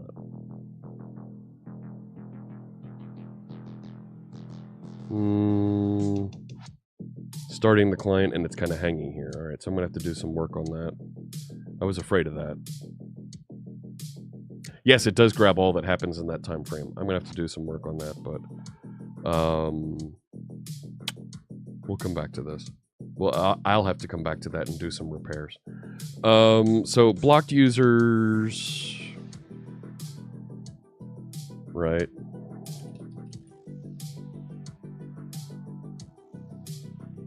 Not waterfall. I wanted to be on moderation. So I need a way to add to the moderation from here so that it's pretty easy to do. But I also need to actually enforce the moderation. So this is being called where?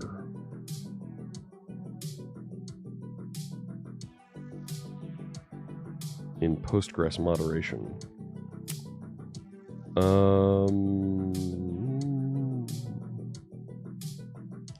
Get content by IDs.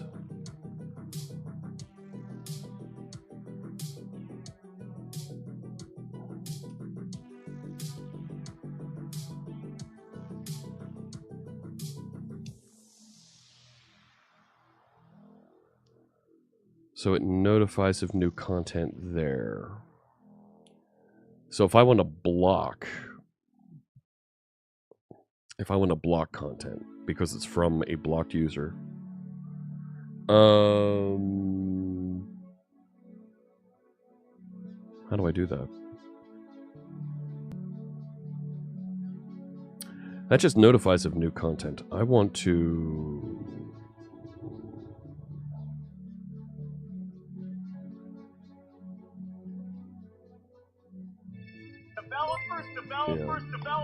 Undead Ruckus. Welcome. Thank you for joining us. So that goes into Azure content, Azure safety moderation. And when it sees when it gets new content, that's when it goes through and it says, all right, go check to see if we should approve. That is a taco. Can't you tell it's a taco? I mean, come on. Look. It's got a little bit of green screen helping it there. Not gonna lie. Right, maybe we can do something about that. Right. Come up here. Look at the filters. Can we de-chroma key that just a smidge? Right. There's lettuce over here. That's what this is, right? So if I turn off the chroma key, it'll be really clear. So there you go. No, it's not a rooster. Back over to the code. All right. Where was I? I was doing a thing. Honest, I was. We should check to see if they're a blocked user. But I'm gonna have to check that for every user that comes through. And querying that is gonna be a pain in the neck. No, it's not HTMX. No. Why would I use HTMX?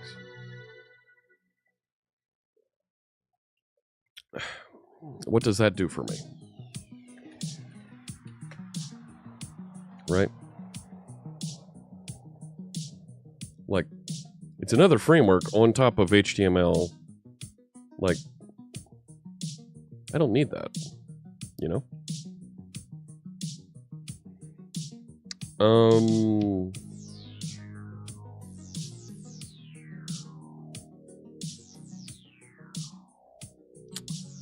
Let's see.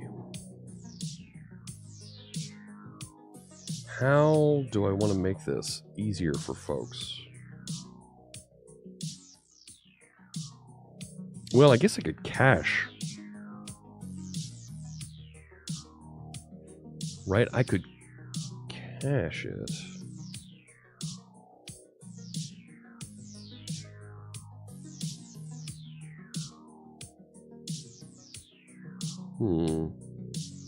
Have a good one, Raventhorn.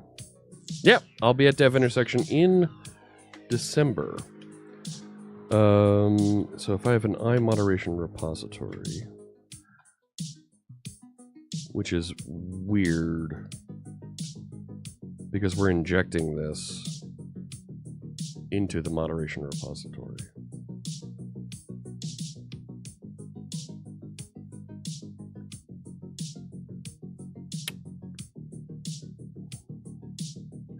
That might have been a problem.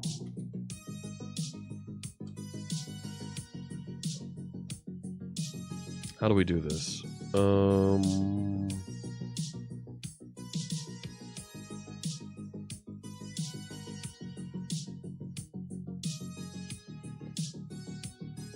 Let's set a property on this.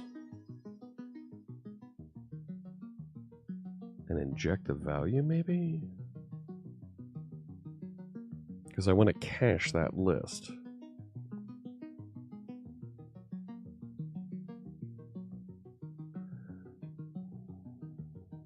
Yeah, help me out there, King Deton. Why would I use HTMX? Like, what's the advantage?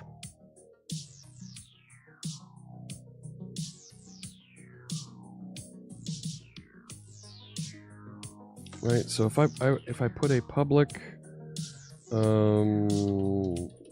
dictionary string called blocked users, made this public read only.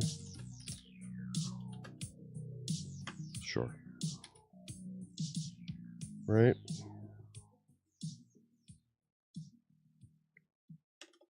Fine. There.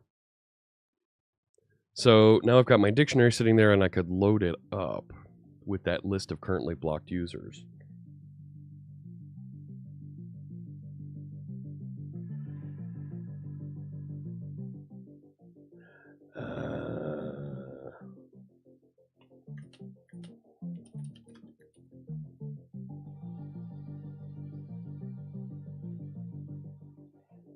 I would want to make that a concurrent dictionary.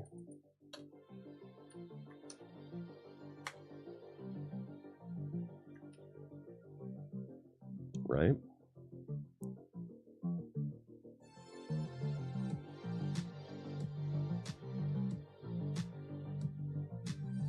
Why not use an in-memory cache? That's what this is. Right? Concurrent dictionary. It's just in memory. Yeah. But I'm going to pull that back.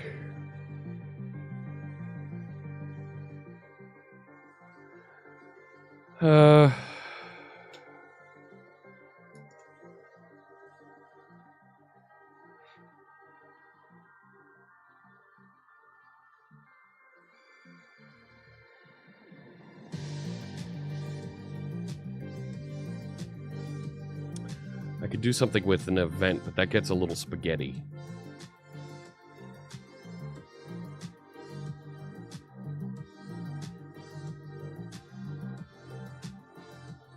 It does invert control, though. Let's...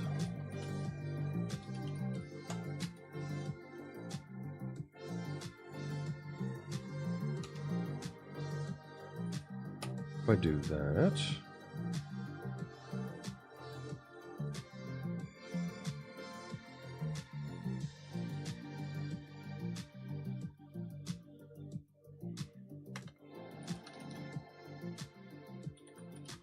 Event handler. No.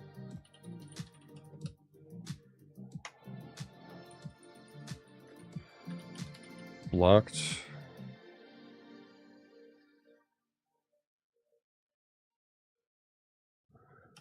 Users changed. iMemory cache interface concurrent dictionary can be cleared while the other can only have items removed if you have the key. Yes. Yeah. Like, I don't need an iMemory cache to load stuff into here. That's a additional complexity that I don't need. I've got about 10 minutes left here.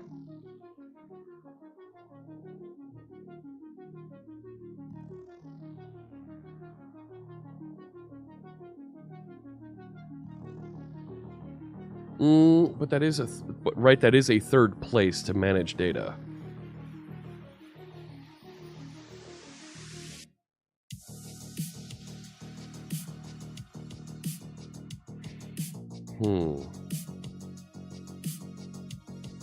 And then I'll need some sort of initialize thing.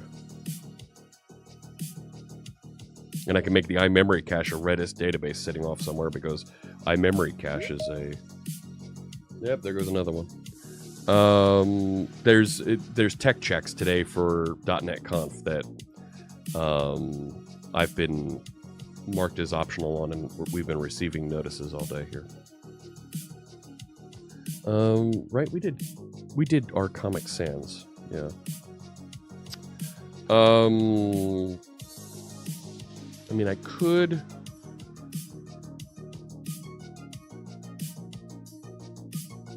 and then load and manage that cache separately. And then I'm just pulling it from the cache here.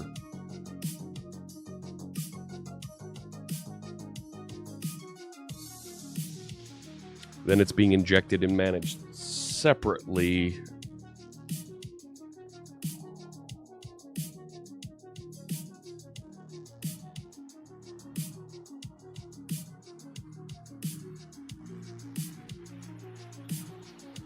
And then I'm not reaching directly into these things.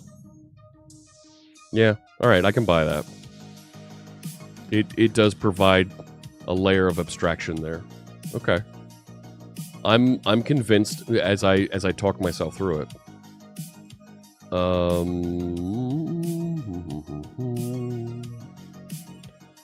So go up into here.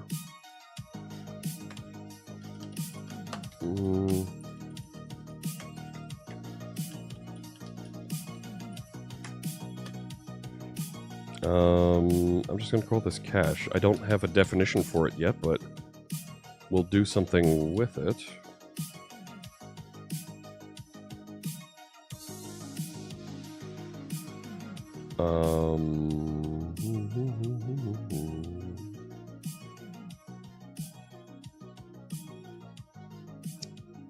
So if this isn't enabled, just notify of new content.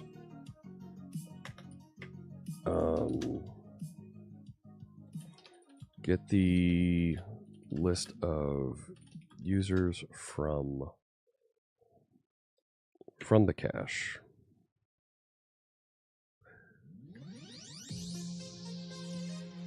Check if this content is created by one of the blocked users listed in the cache.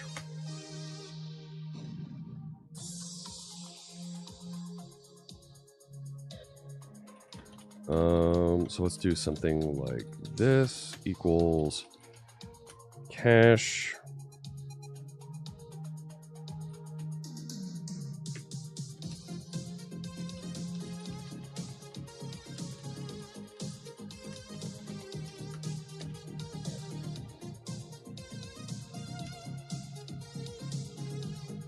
and the key is going to be blocked users.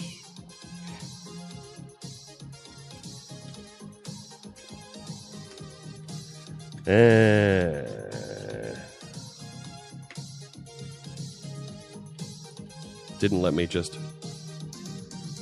Why don't you like that?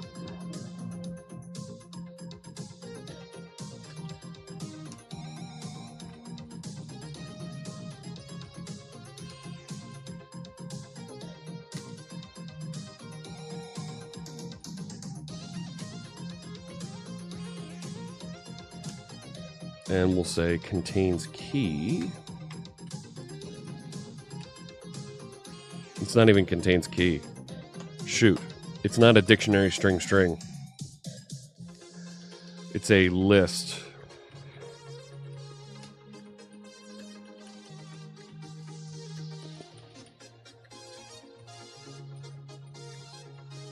Ooh. Ooh. Why don't you like that?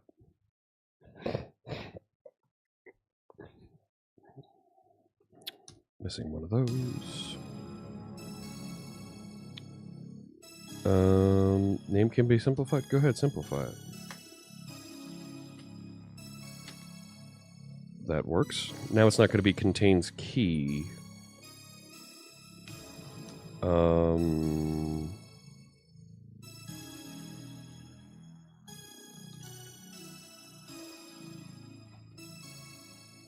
No, I want to do an any.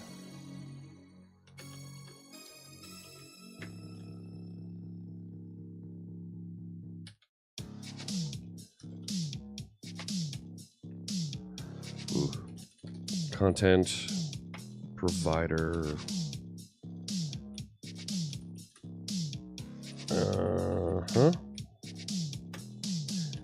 And username equals content author username, and we're going to ignore case. All right.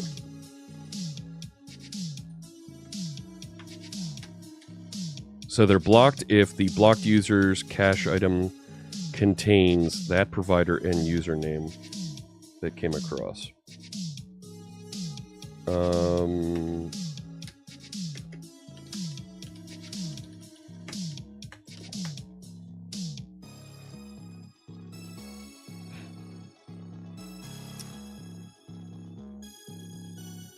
I need to reject this.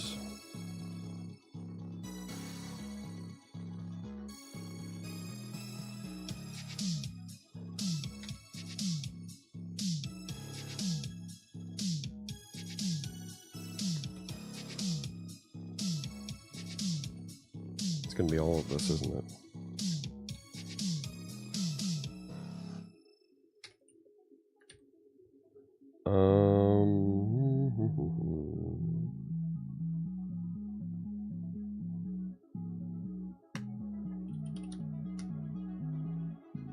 Okay.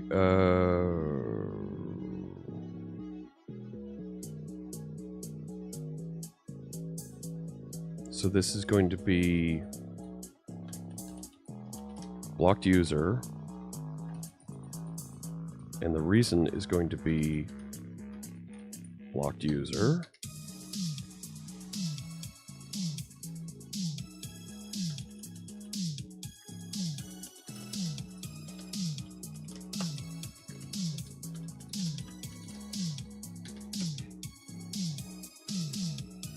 There we go.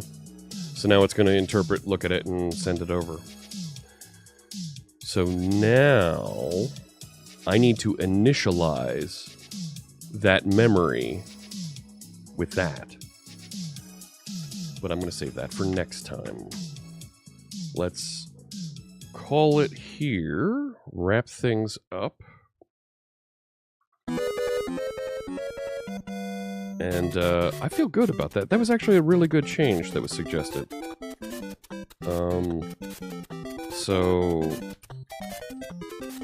let's expand that up. Got a bunch of files that have changed. That's not how you spell get status. There we go. We are going to add, because we defined a blocked user, we added, yep, we're going to head over there in just a second. We added stuff into Postgres, and we added web pages for that. Did I do anything in the solution? I don't think so.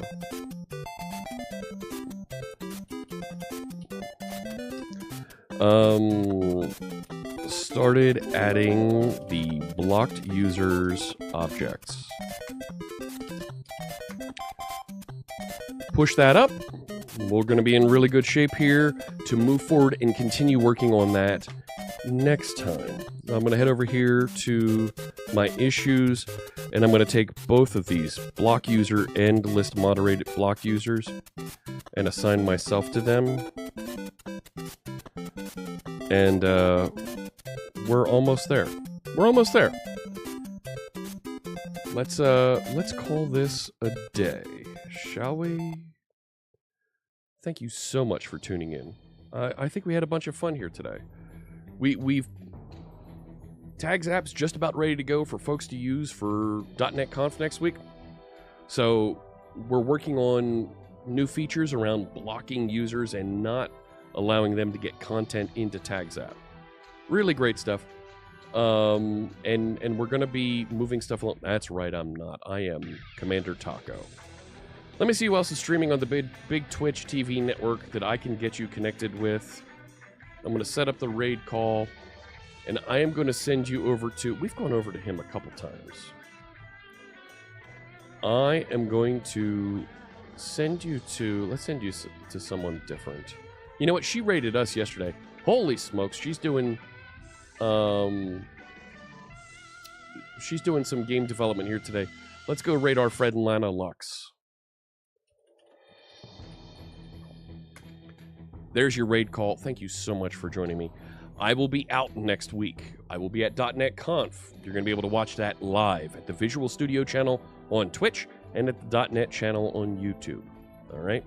Friends, I hope you have a fantastic rest of your day, and I will see you next week for .NET Conf. Take care.